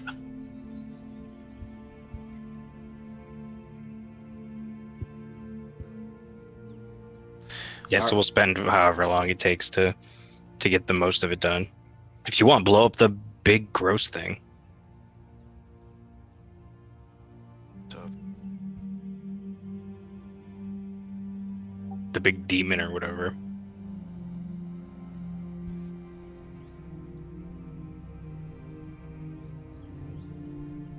okay, so I'm just thinking of like logistics. Like, how many people could you move in a day? So given because yeah, and you guys can see like she is very shaky. The commander's very shaky, and like you can see just like sweat soaked all the way through, just panting heavily. It takes probably like another several hours, like 2 or 3 hours to finish up. But at the end, she, as you do the last funeral pyre, she finally like sits down and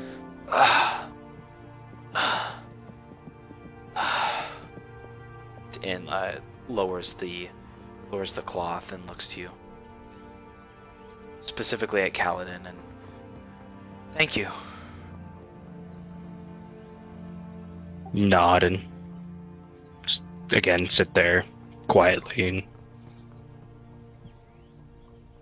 soak in like everything. Like it's getting to him a little bit. It's a little gruesome now, especially with all the rotting bodies. Yeah.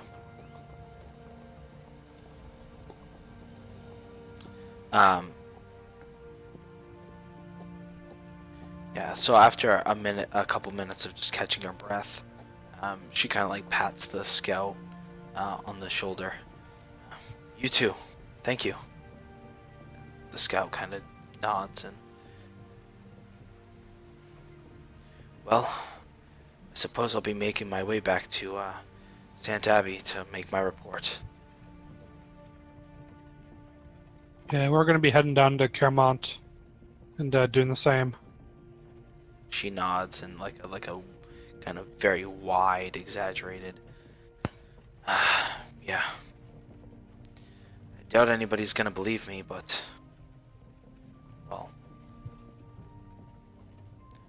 let them come see for themselves. That pod is not going anywhere anytime soon, so proof will be here. Did you find anything? Yes and no. There's a location where they came from, but I don't know. It's going to take more than us to deal with it. There's a lot of magic there. Something's going on. Maybe some connection to a different plane. We're going to try to figure something out, but, or contact someone who might be able to deal with it back in Kermont. I hope so.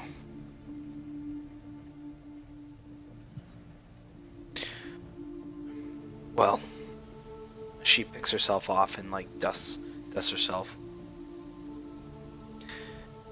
If you're ever in Sant Abbey, come and look me up. She sticks her hand out towards the, probably towards Kaladin, because Kaladin was like right there and seems to be the most like you know, right there.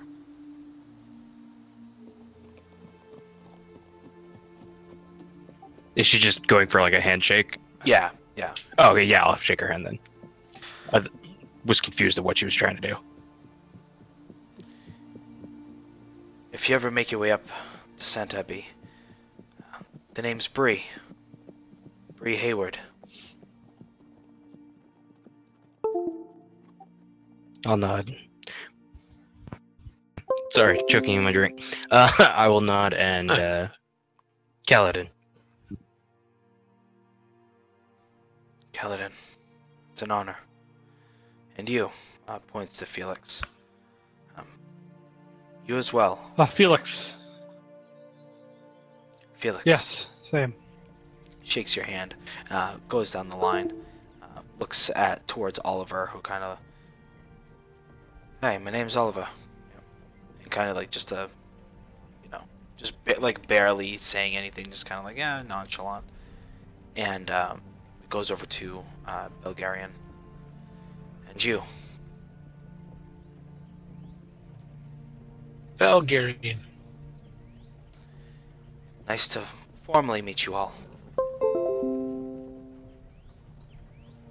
And with that, she picks up some of her equipment. At this point she doesn't have armor, but she kind of like slings it over her shoulder, and begins to walk off. Alright. I think on that note, I'm going to walk and use the tree too. I'll be right back. You guys want to do a 5 or? Yeah, take a little break. Yeah, sure. Seems like a good spot. Oh, halfway. Awesome. I'm back in a few.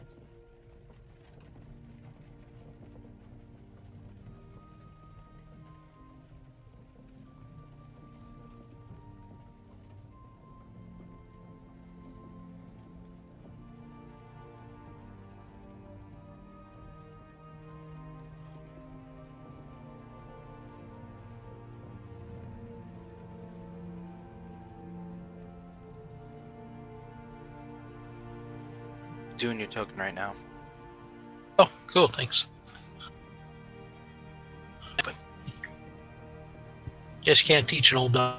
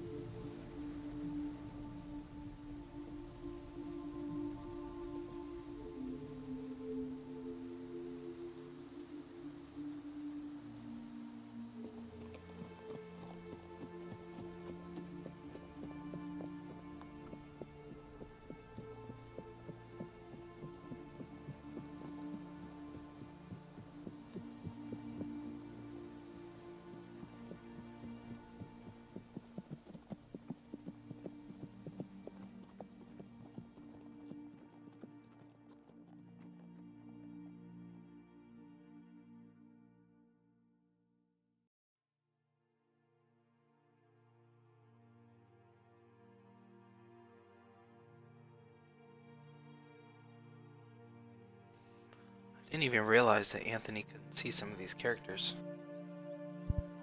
What do you mean? Like you didn't have some of the other characters in your stuff, so like that were visible to you.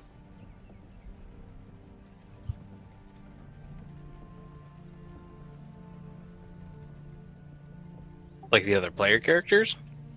It said Felix, wasn't like you couldn't see Felix in the tabs. Huh. I don't usually check other people's character sheets, so. Well, it's just like that page.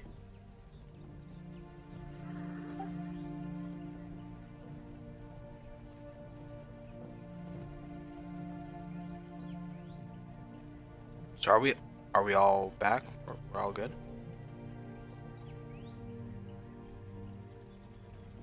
Think so? I'm good.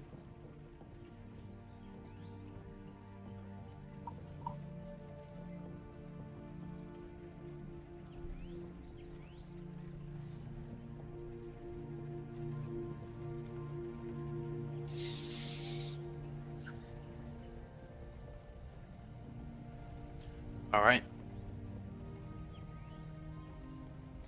Yeah. So, yeah, I'd say we're all good to go.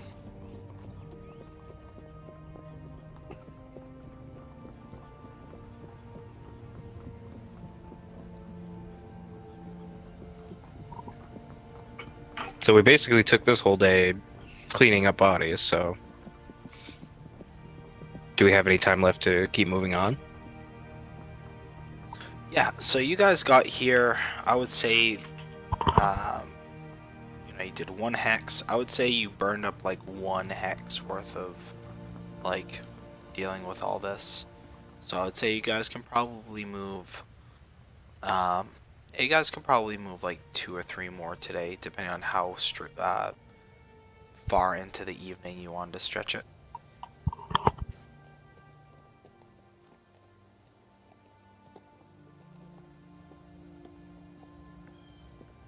We try to make it back to where we camped before. Might be easier to set up camp there. Sounds good to me.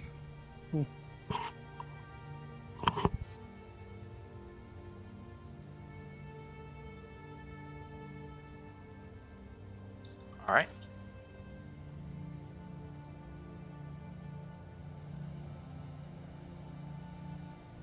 So yeah, without incident, It's not like a huge amount of stuff left from the camp, but you know, there's enough left, so it does make things a little bit easier because things were already kind of prepared.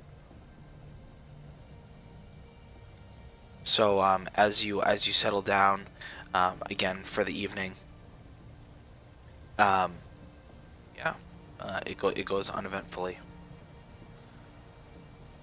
I'm not sure if you guys were planning on doing anything at nighttime, but in the absence of doing anything, you guys wake up the next morning. The sun is very strong in the sky today. All the overcast has dissipated at this point.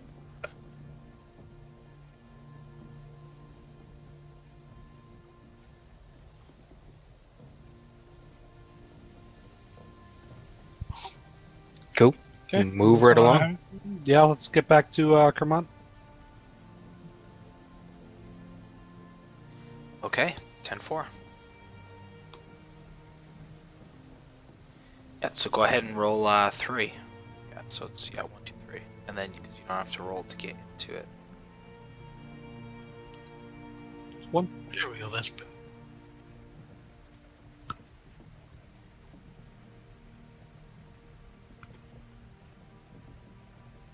All right. So yeah, as you approach the gates, there's like wooden gates in the front, and at this time of day, I'm trying to see like when you would have gotten in. Yeah, so it's probably sometime around supper time, but there's still plenty of light out. They crack the gate open for you, no problem. And as you walk past this shantytown kind of area, very slummy, you make your way towards the stone gate. One of the guards steps forward as if he's going to say something, and another one comes up and whispers something in his ear. I look him in the face. As you look him right in the face, he looks you back in your face to face, looking at each other's faces, as another one comes up and whispers something in his ear to the side of his face. I blow him a big kiss. He kind of looks awkward, like, huh? And says, yeah, hey, you're free to pass. I should hope so. Open the gates! And you just hear the as the stone gates open. You go into the familiar, kind of like crimson lit den almost of Kermont.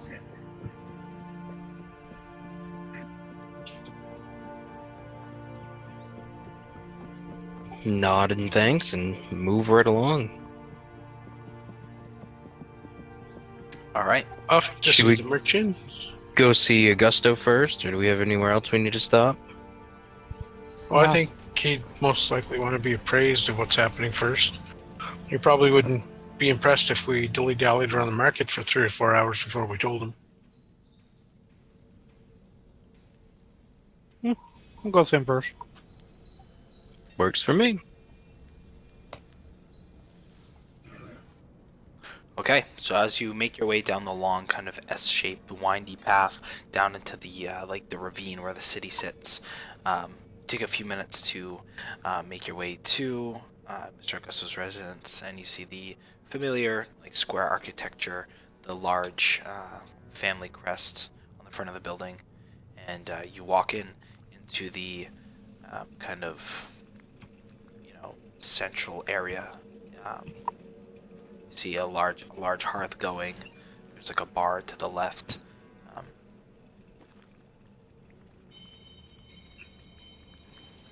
Yeah.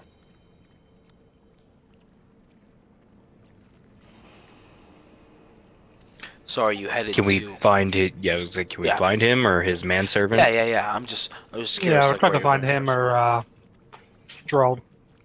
Okay. So, you do not see Mr. Augusto. Because, again, I'm trying to think of what time of day it is. So, it He doesn't probably take... fled. It doesn't take very long to find Gerald. He is in right now. He's in his office, and as you knock, yes, come in. Winter.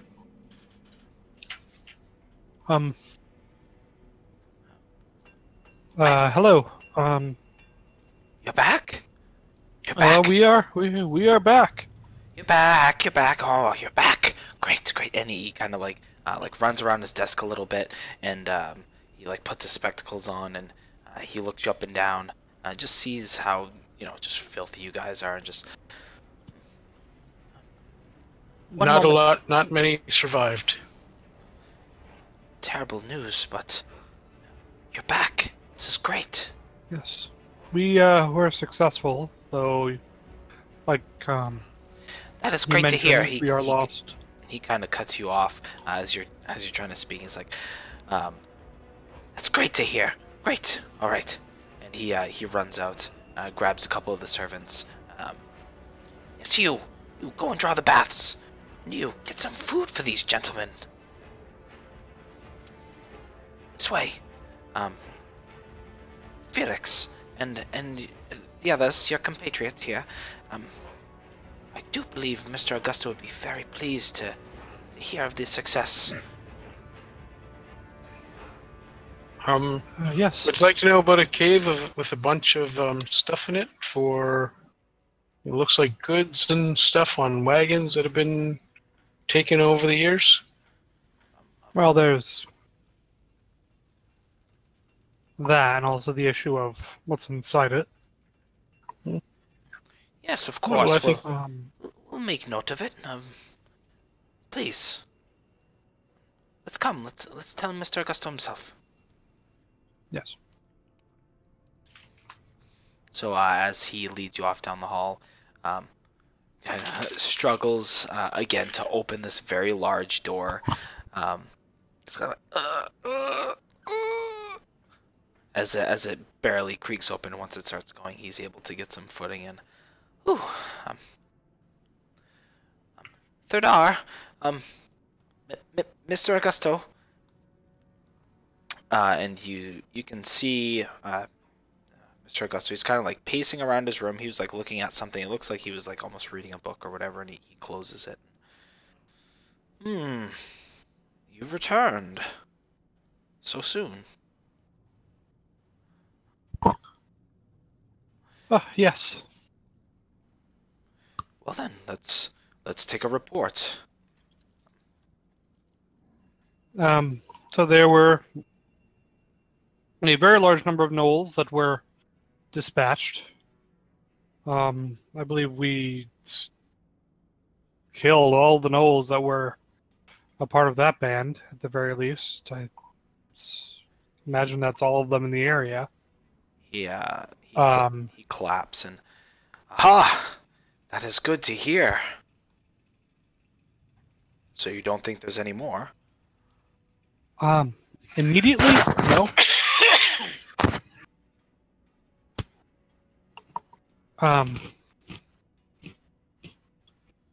A large amount of the, well, it wasn't done without losses, though. A good amount of the troops didn't make it. Yeah. That's to be expected, but, well, you're here, Yes. and you've done it. Yes. I believe there's mention of payment. And that there is. And at that, just a big smile creeps across his face. Of course, of course. Hard work deserves hard pay. Why don't we have a feast tonight to celebrate? Gerald, and he begins like snapping his fingers and pointing.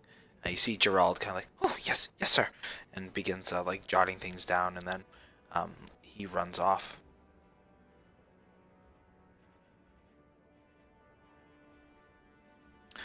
So, any other Awesome. details you wish to report? Well, there was some unnatural parts of this. It wasn't. There was just knolls, but they weren't. There were. There. Well, there was a very, very large knoll that led them. Hmm. I believe they were influenced by some magic or something, because nothing makes a knoll that big other than magic. A skull big enough you could stand inside. Or use it for a bathtub. Damn it, that would have been cool. Should have thought of that. You should have brought it back with you. Well, it's on its way with some wagons with the supplies. Along with the skin. We had its skin too. I need to make a new cloak. But in addition to that, we investigated the cave, the structure, underground structure. We spotted them in to begin with. And to that, he perks up a little bit, and he leans forward. Yes, I remember you mentioning something. The whole thing is drenched in magic. It seems it's hard It's to an describe, altar. but it feels like the whole place is close to another plane.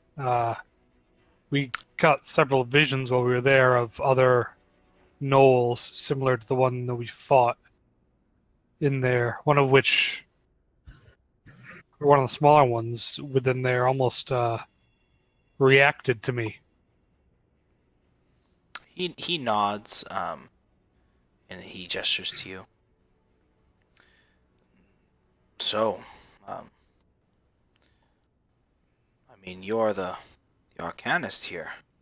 What should we do?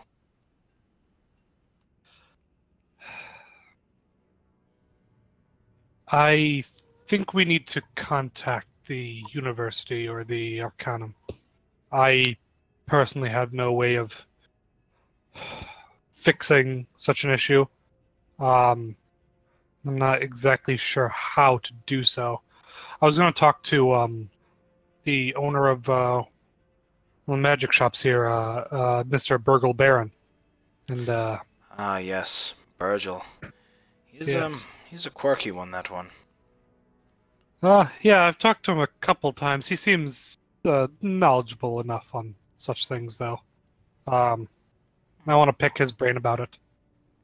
Of course. He does have ties back to the university, so we'll see. Of course, we'll see what he thinks. I'll have Gerald fetch him. Gerald. He looks over and notices that Gerald's gone. All right. Suppose I'll take care of it myself. So he kind of arises. He stands up and comes to the other side of his desk and leans on the front of his desk. You've done a great service for me, all of you, and I can't thank you enough. I don't know if this is too forward of me, but well, men of your Oh, skills are always quite useful. Possibly, and he looks to you, Felix. You do a few years of service, and I would pay your way through the university. Huh? Sounds like quite the bargain. Mutually beneficial. I will think on it. It's very generous. I think we could probably get enough from one adventure to pay your university. I don't know about years of service. It's not a cheap university.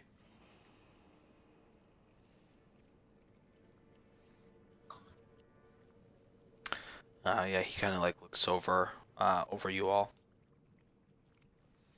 And you, a strange fellow. He points over to you, Kaladin. Where do you come from?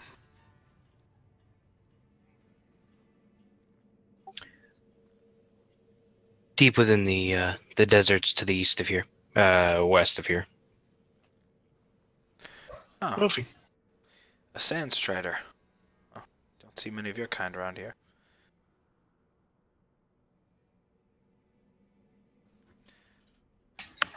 It was a long journey, sir.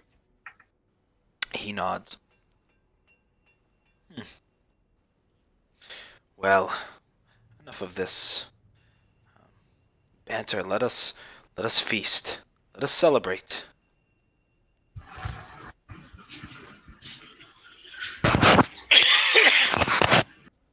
And just coughs in the distance are heard.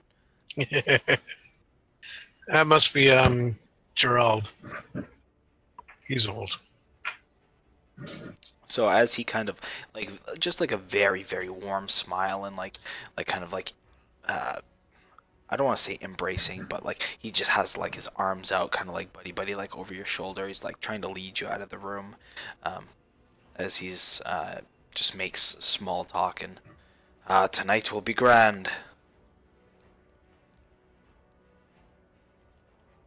Alrighty. I go find a place to have a nap till the festivities. As he leads you out, So you got, there's like a little like serving girl that comes by and hello. I was told to draw your baths. Gerald's Mr. Gerald said that you would like them. oh yeah, bath would be nice first. Yes, I that head to sounds the bath excellent. to wash the grime off. Then to bed. She bows low and Mr. Augusto reaches over.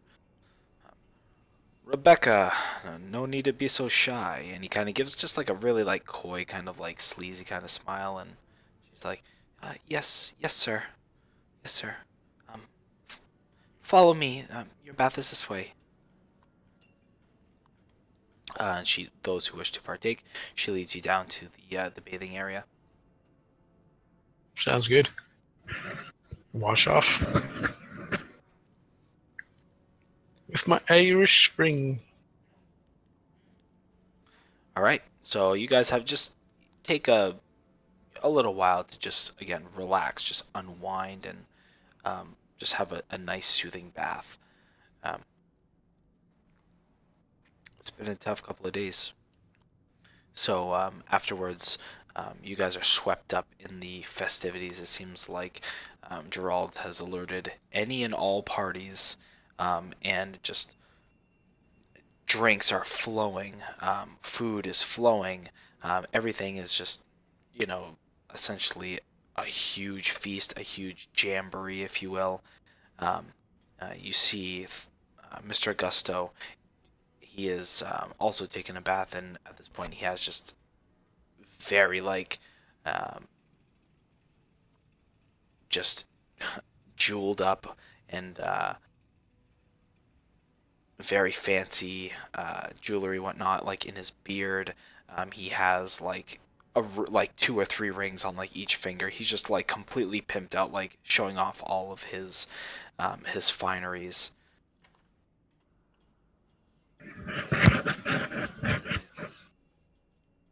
He should be careful. Some of that might disappear when someone shakes his hand. Immediately look around for Oliver. He's nowhere to be found. Well, guys, we had a rogue.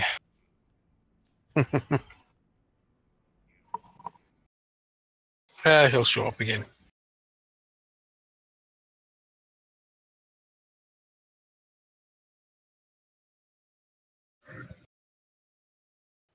I was trying to look here. Here we go. I think this is the...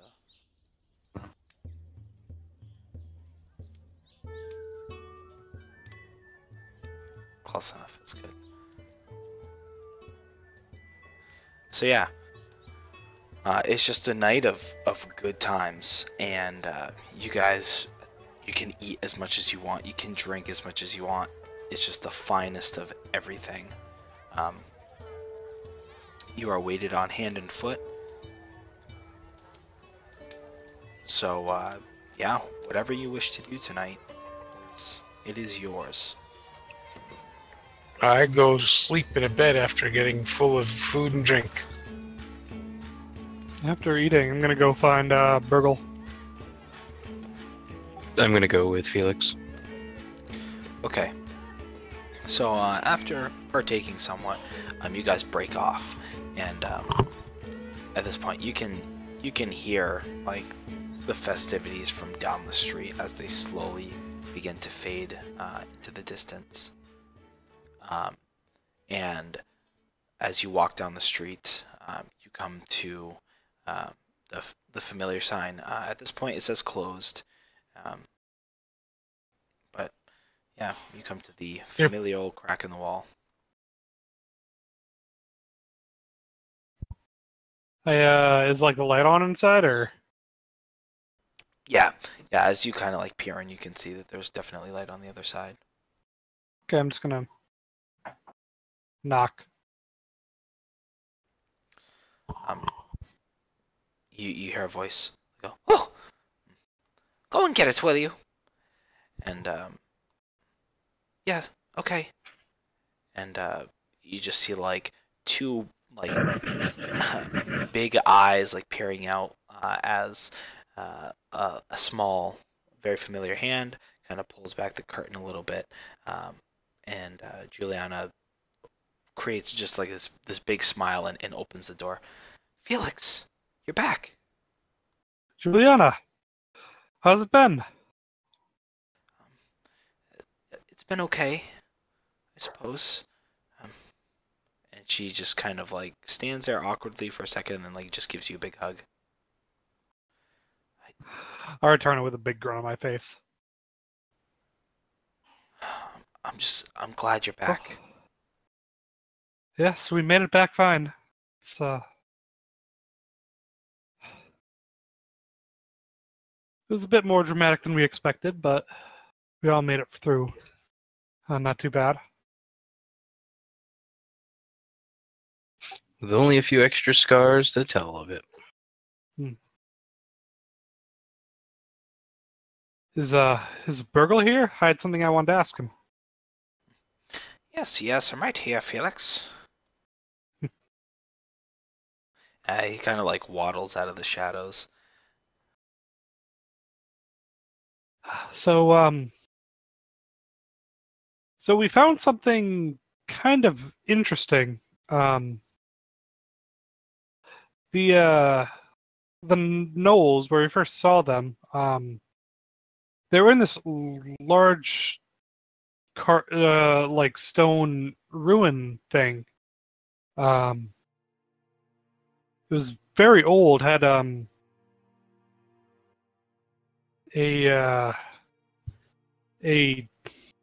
what's it called, Yes.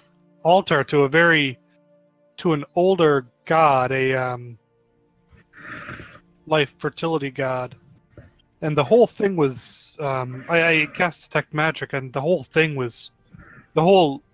ruin was bathed in some sort of magic. It was that, and there were a number of visions of a different location with many other gnolls.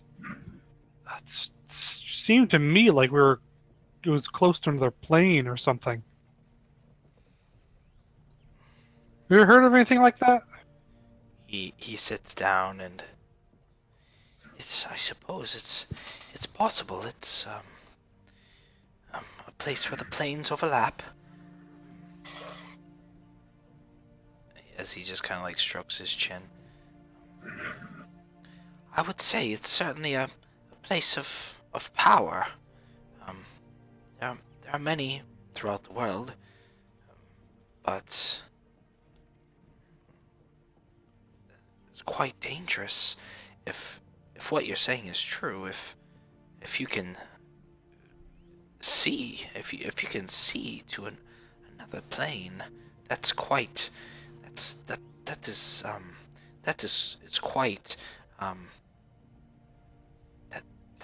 quite bad. And he just just like looking forward like blankly. Did it? Could you? Now these visions, Um, could you reach through? Did you? I mean, was it just a vision, There was, or was it more? there was some interaction. One of the gnolls in them reacted to me. How so? It almost startled it. It saw me and then didn't. It reacted like it saw a ghost.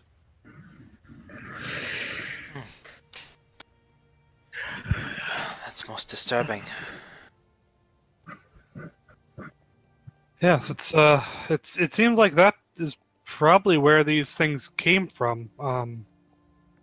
The thing that led the gnolls was an enormous beast of a thing that certainly wasn't from here, unless some magic made it grow like that. But the thing was enormous. I could stand in its its skull was larger than I am.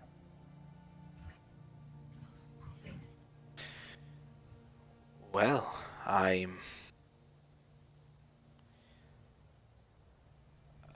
frankly, I'm a bit flabbergasted, Felix. I It's certainly possible. And don't get me wrong, I certainly want to believe you. It's just the implications are great. Show 'em the video we took with our phones. Oh, no.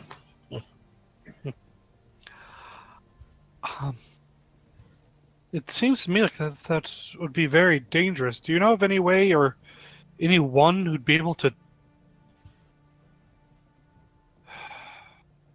deal with such a thing? That is power beyond a single man or woman. I mean, there's I'm not the sure, university, but of course, our best chance is certainly the Arcanum, but who specifically? I don't know. I don't know, Felix. This is a large issue. It could even possibly involve one of the seven.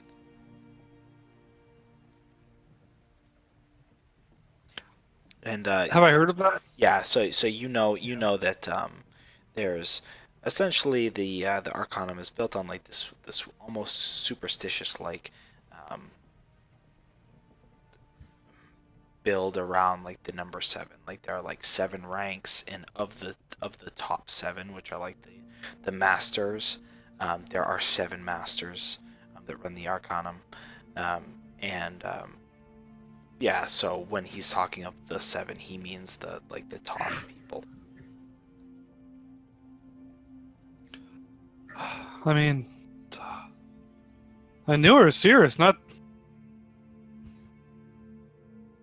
Didn't know it would take that to deal with it. Well, But, that's planar magic isn't easy, from what I understand. it's a very precarious thing, mixing worlds, mixing realms, and well, the 7 are quite powerful. I believe it may take someone of their skill to deal with such an issue if what you're saying really is true.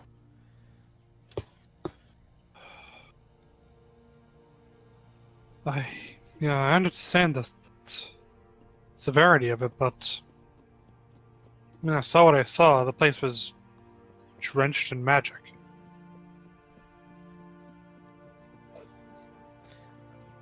I mean, it could have been an illusion, but seems an extravagance to everything fits.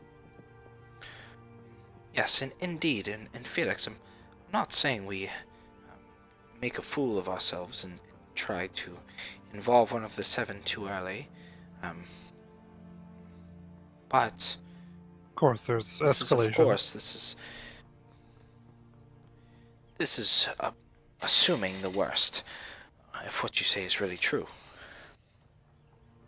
If it was an illusion, then, well, shame on us, I suppose.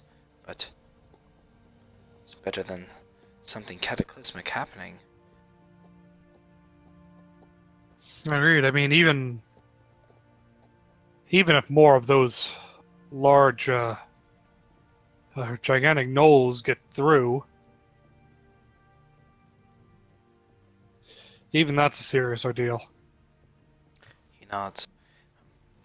If we are truly linked, if there's a link between the material plane and the abyss, then that is not good. And as he's saying that, he's kind of been swept up in the moment, and he kind of looks over, like, behind you, and, why, hello. Who are you?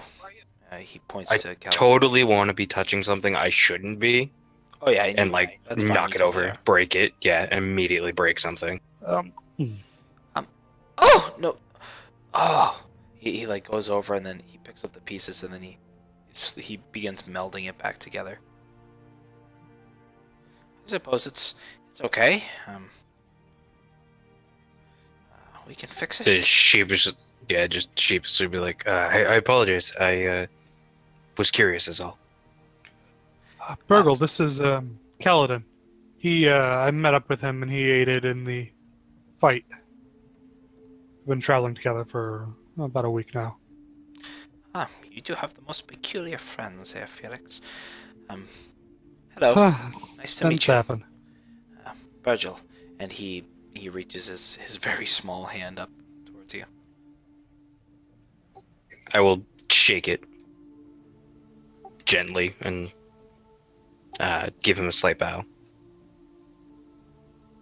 Or nod, not bow, but...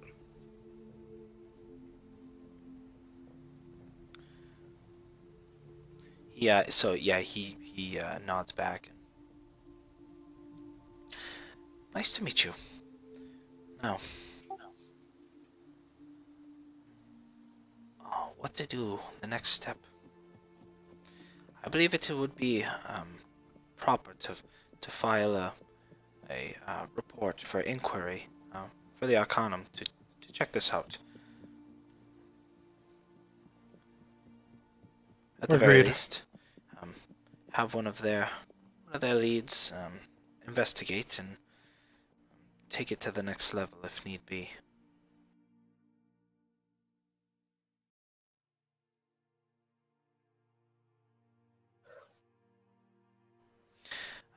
How do we go about filing? Well, this is something that I believe I can do. Do have many contacts still in Fransport. I can send a message and ask somebody to come investigate. Depending on if it is approved and things of that nature, it could be a couple of days, it could be a couple of weeks, maybe even longer, depending on what they have going on and their priorities. I mean,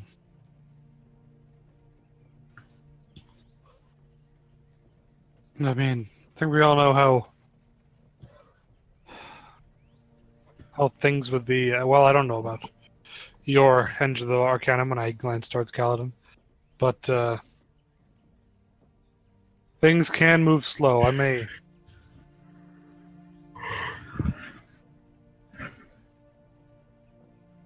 don't know. I don't think there's much to be done. We get the word to them, and they can investigate when they can. All of my contacts are 100 miles west of here, so not much they're going to do. A student yourself? Of sorts. You don't look the type, I must say, but I suppose not everyone does. I am not schooled in the arcane arts, but I did study to be a little more worldly. bows. There's nothing wrong with that, of course, either. To each his own. I did pick up a few things on the way, and I'll just like flicker light in my hands.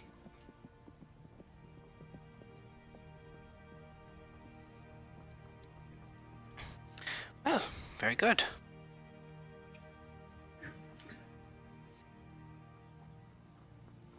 So, Okay. is anything else for me? Yes. I start shuffling through my bag and I start bringing out I bring out the bag of Knoll parts and I bring out all the vials I had. These I got these from the battlefield of just various parts of all the normal Knolls, of some claws, teeth, eyes, etc. I also got all these vials of the blood of the very large Gnoll. Ah, this is certainly something. I'm very excited to go through with the testing. Nice job, Felix. You said you wanted Gnoll parts? I missed out last time, so I thought I'd go a little overboard this time. I did. A grand gift this is. Very well, very well. And he picks up like a book off of his shelf, and hands it to you. This is about creatures of the abyss. You'll find there's some more to do with Knolls, although I suppose you know firsthand. But here's a little something, and also he goes back behind the desk and picks out some things. Already flipping through it. Is there anything you're looking for, Felix? Like what? Like, components or, anything? Anything of trade? A Component-wise, magical spell. component-wise, I think I'm not too bad off. Perhaps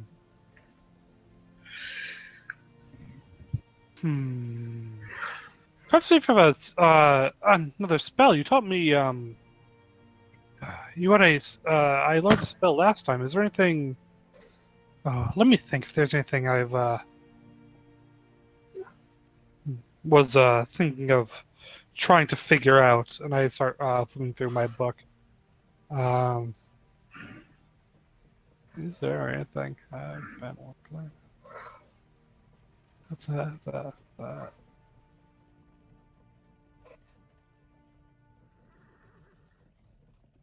Is that?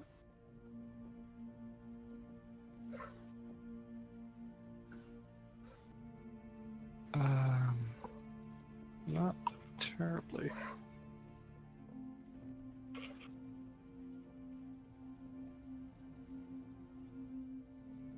There doesn't seem to be anything off the top of my head, but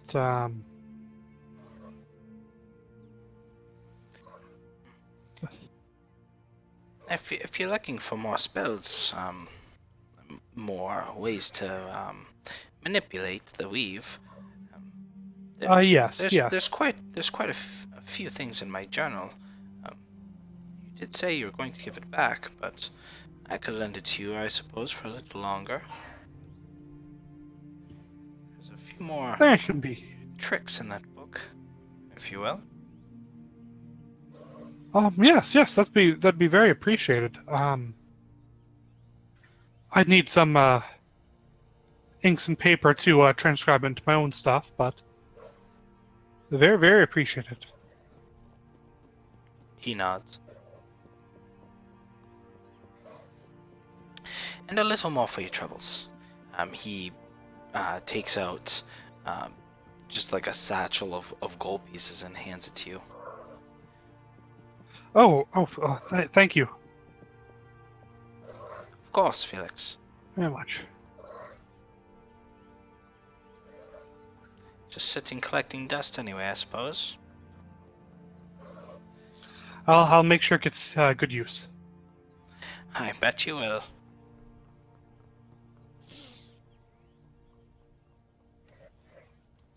All right, so Bulgarian, you said you like went off, you like going to sleep or whatever. Yep, pretty much there. There's not much for me in town. So yeah, so I'll just have some drinks, lots of eats, and then off to bed. Okay. I don't need spell components and stuff. So. Very good. So, so as you do that, Juliana's just kind of like hovering around you, Felix. Kaladin, you see. Oh, you already met her anyway. So you see Juliana again, just hovering around him, and kind of like, you know, she's definitely comfortable around Felix, seemingly more so than like anybody else. And as you take a few minutes, you begin panning through this book, talking about the abyss and things like that. It's more than you can get in a quick glimpse. But it's just like a general there's everything from like the structure to the unstructure, if you will, just like the chaos of the abyss and blah blah blah. So yeah. So you hang out for a little bit and spend some time with Juliana, spend some time with Virgil, and yeah, and then you're free to do what you wish. I didn't think there was anything else I wanted to do. I might just hang out at the store with Juliana and Virgil, just reading the book for a while. For it's time to head back and go to bed.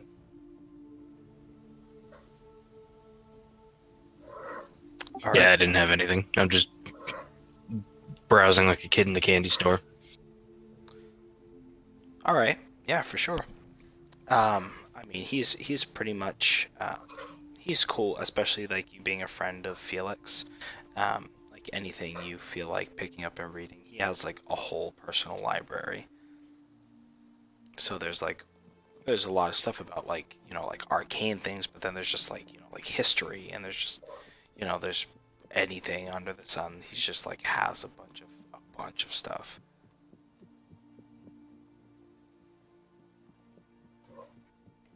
So yeah, you guys pass the time doing that. Um, he takes a moment and he writes like a letter, and then the scroll kind of like curls up in his hand and poof, vanishes. It is done. Now we wait for the response, I suppose. Let's see what comes back.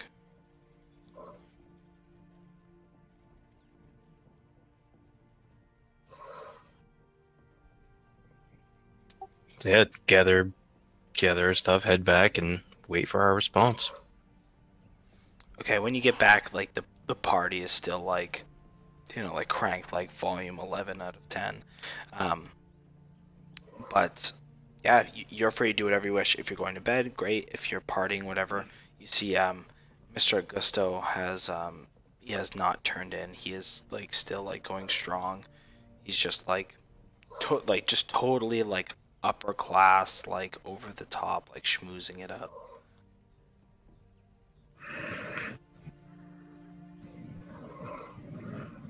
Being as new as Kaladin is, he's like, nah, it's not my scene, and we'll turn in.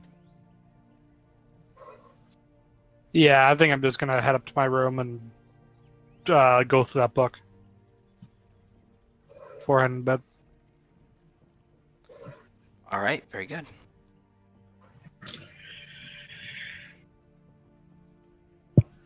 Okay, so you guys wake up the next morning, and yeah, you're greeted. You have full service here.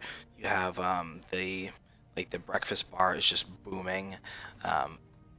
You see like a lot of like shift kind of change going on, but in Felix, you kind of know because you've been here, you've gone through the loop.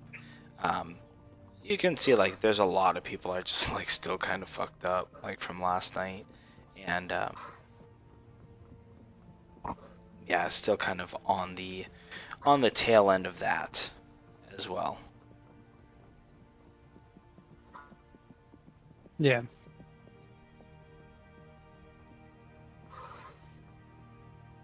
We'll head down, have a good breakfast, and I don't know.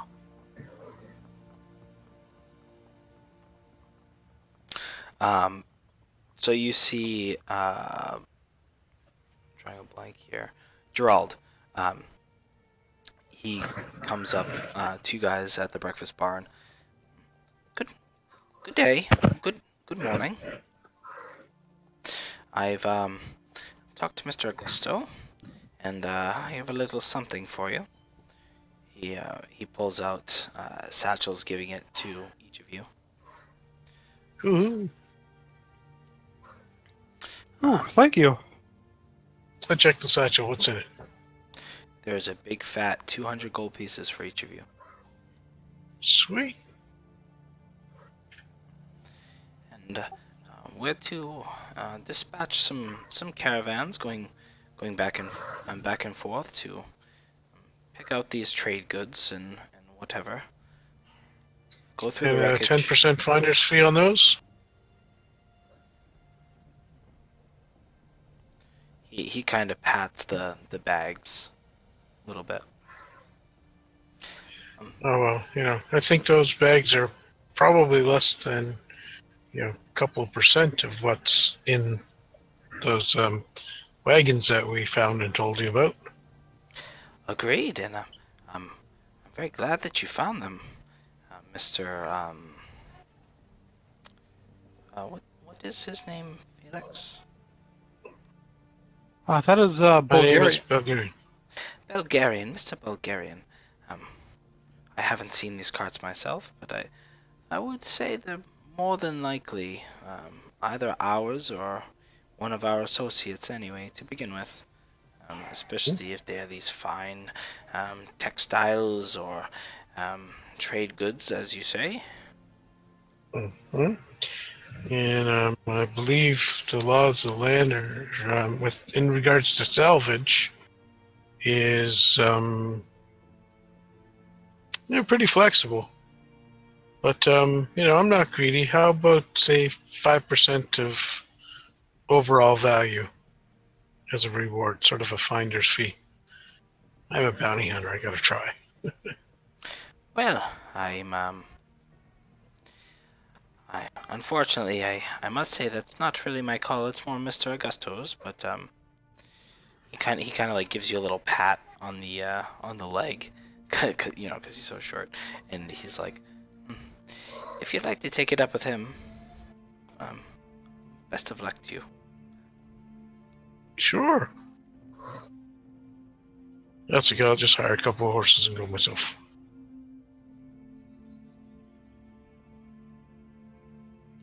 So, yeah, and with that, he kind of like waddles off. Does he have another job for us, or?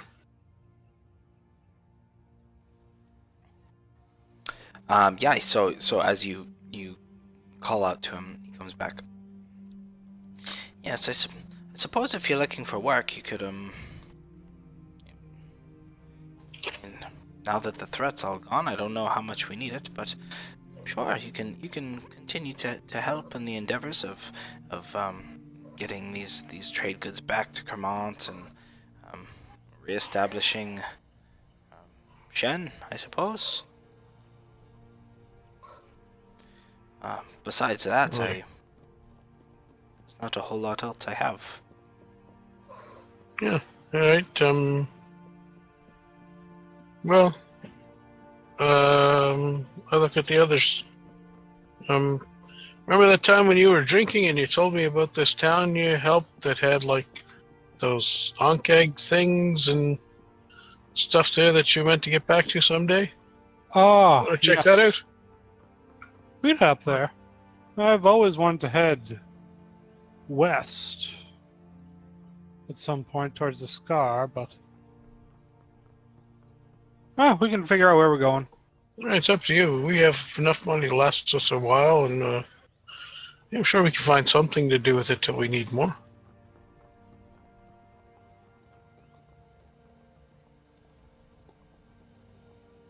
Yeah. I'm here to travel the world, so wherever the wind may take us.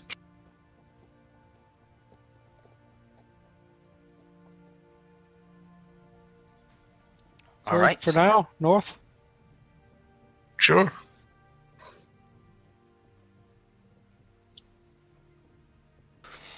All right. Yeah. If you're embarking here, hold on.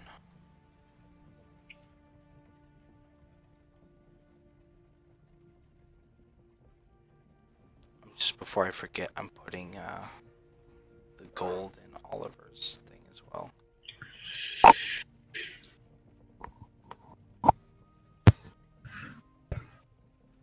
Okay. So yeah, you guys can go ahead and move.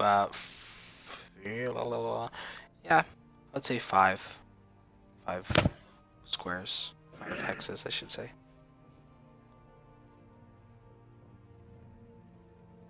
Go ahead and roll her up.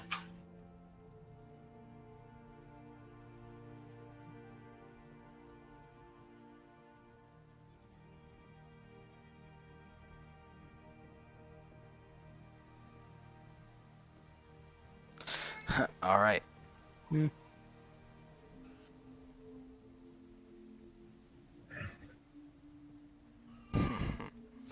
Okay, so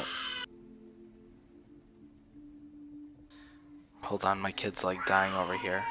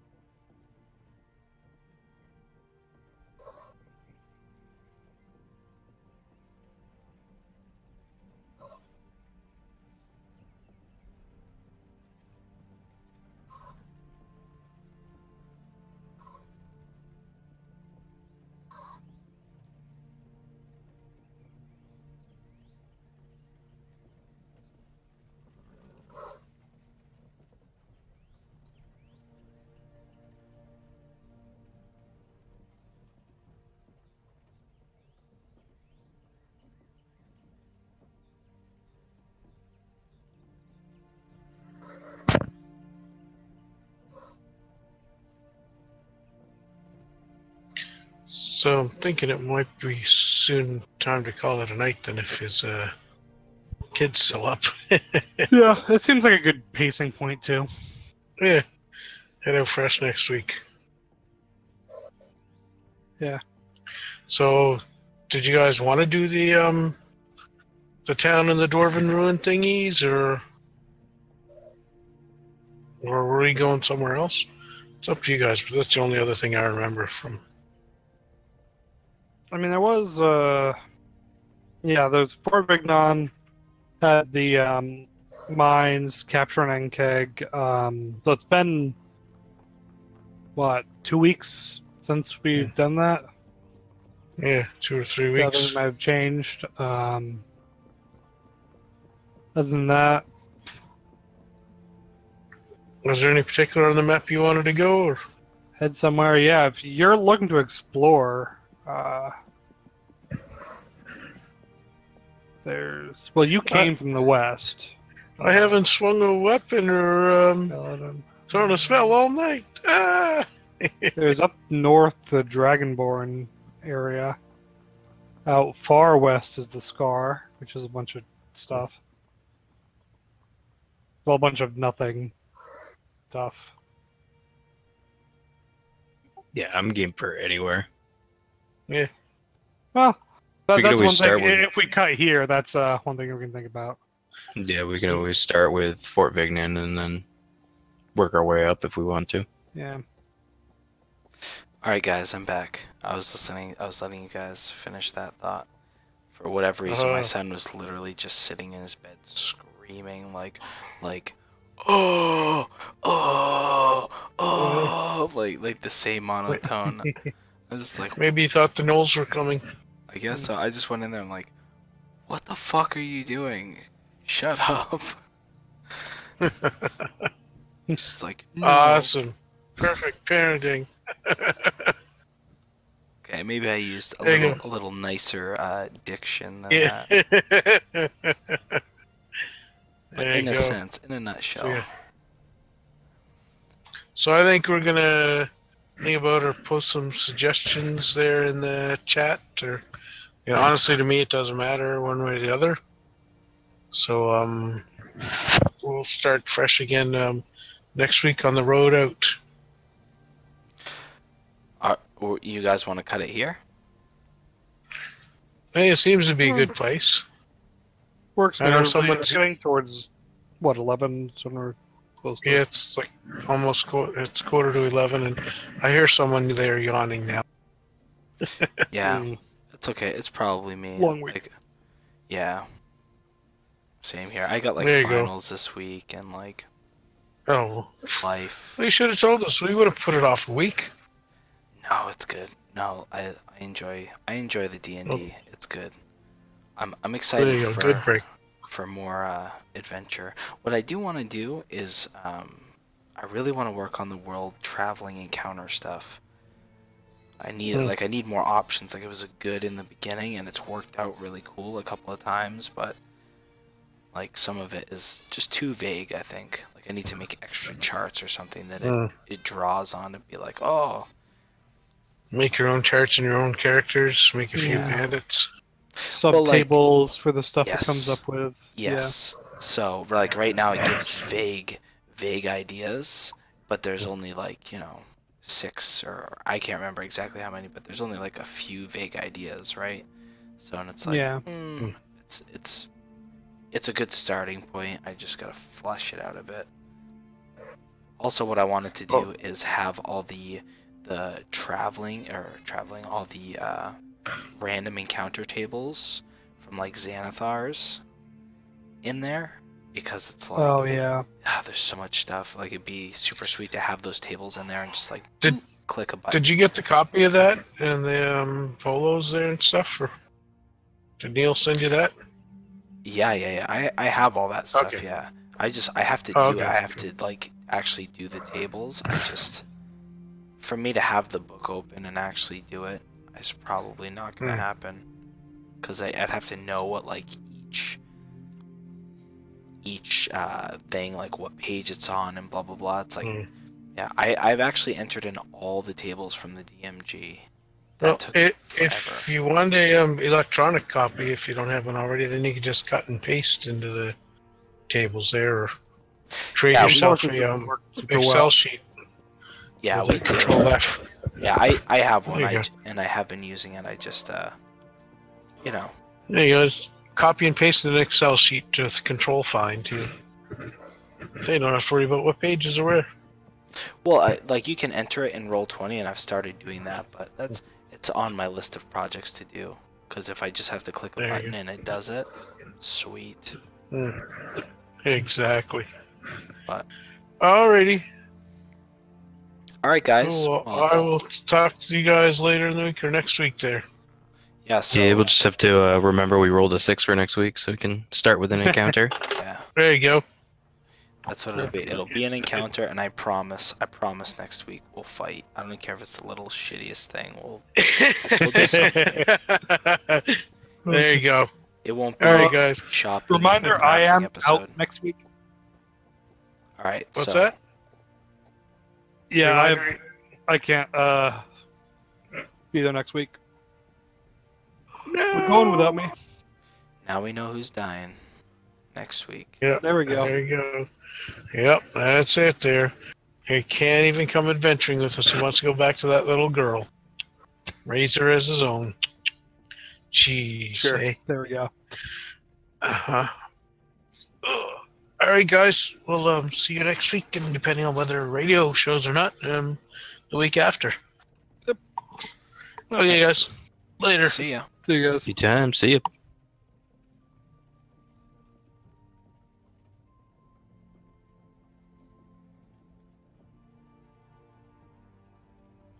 Peace.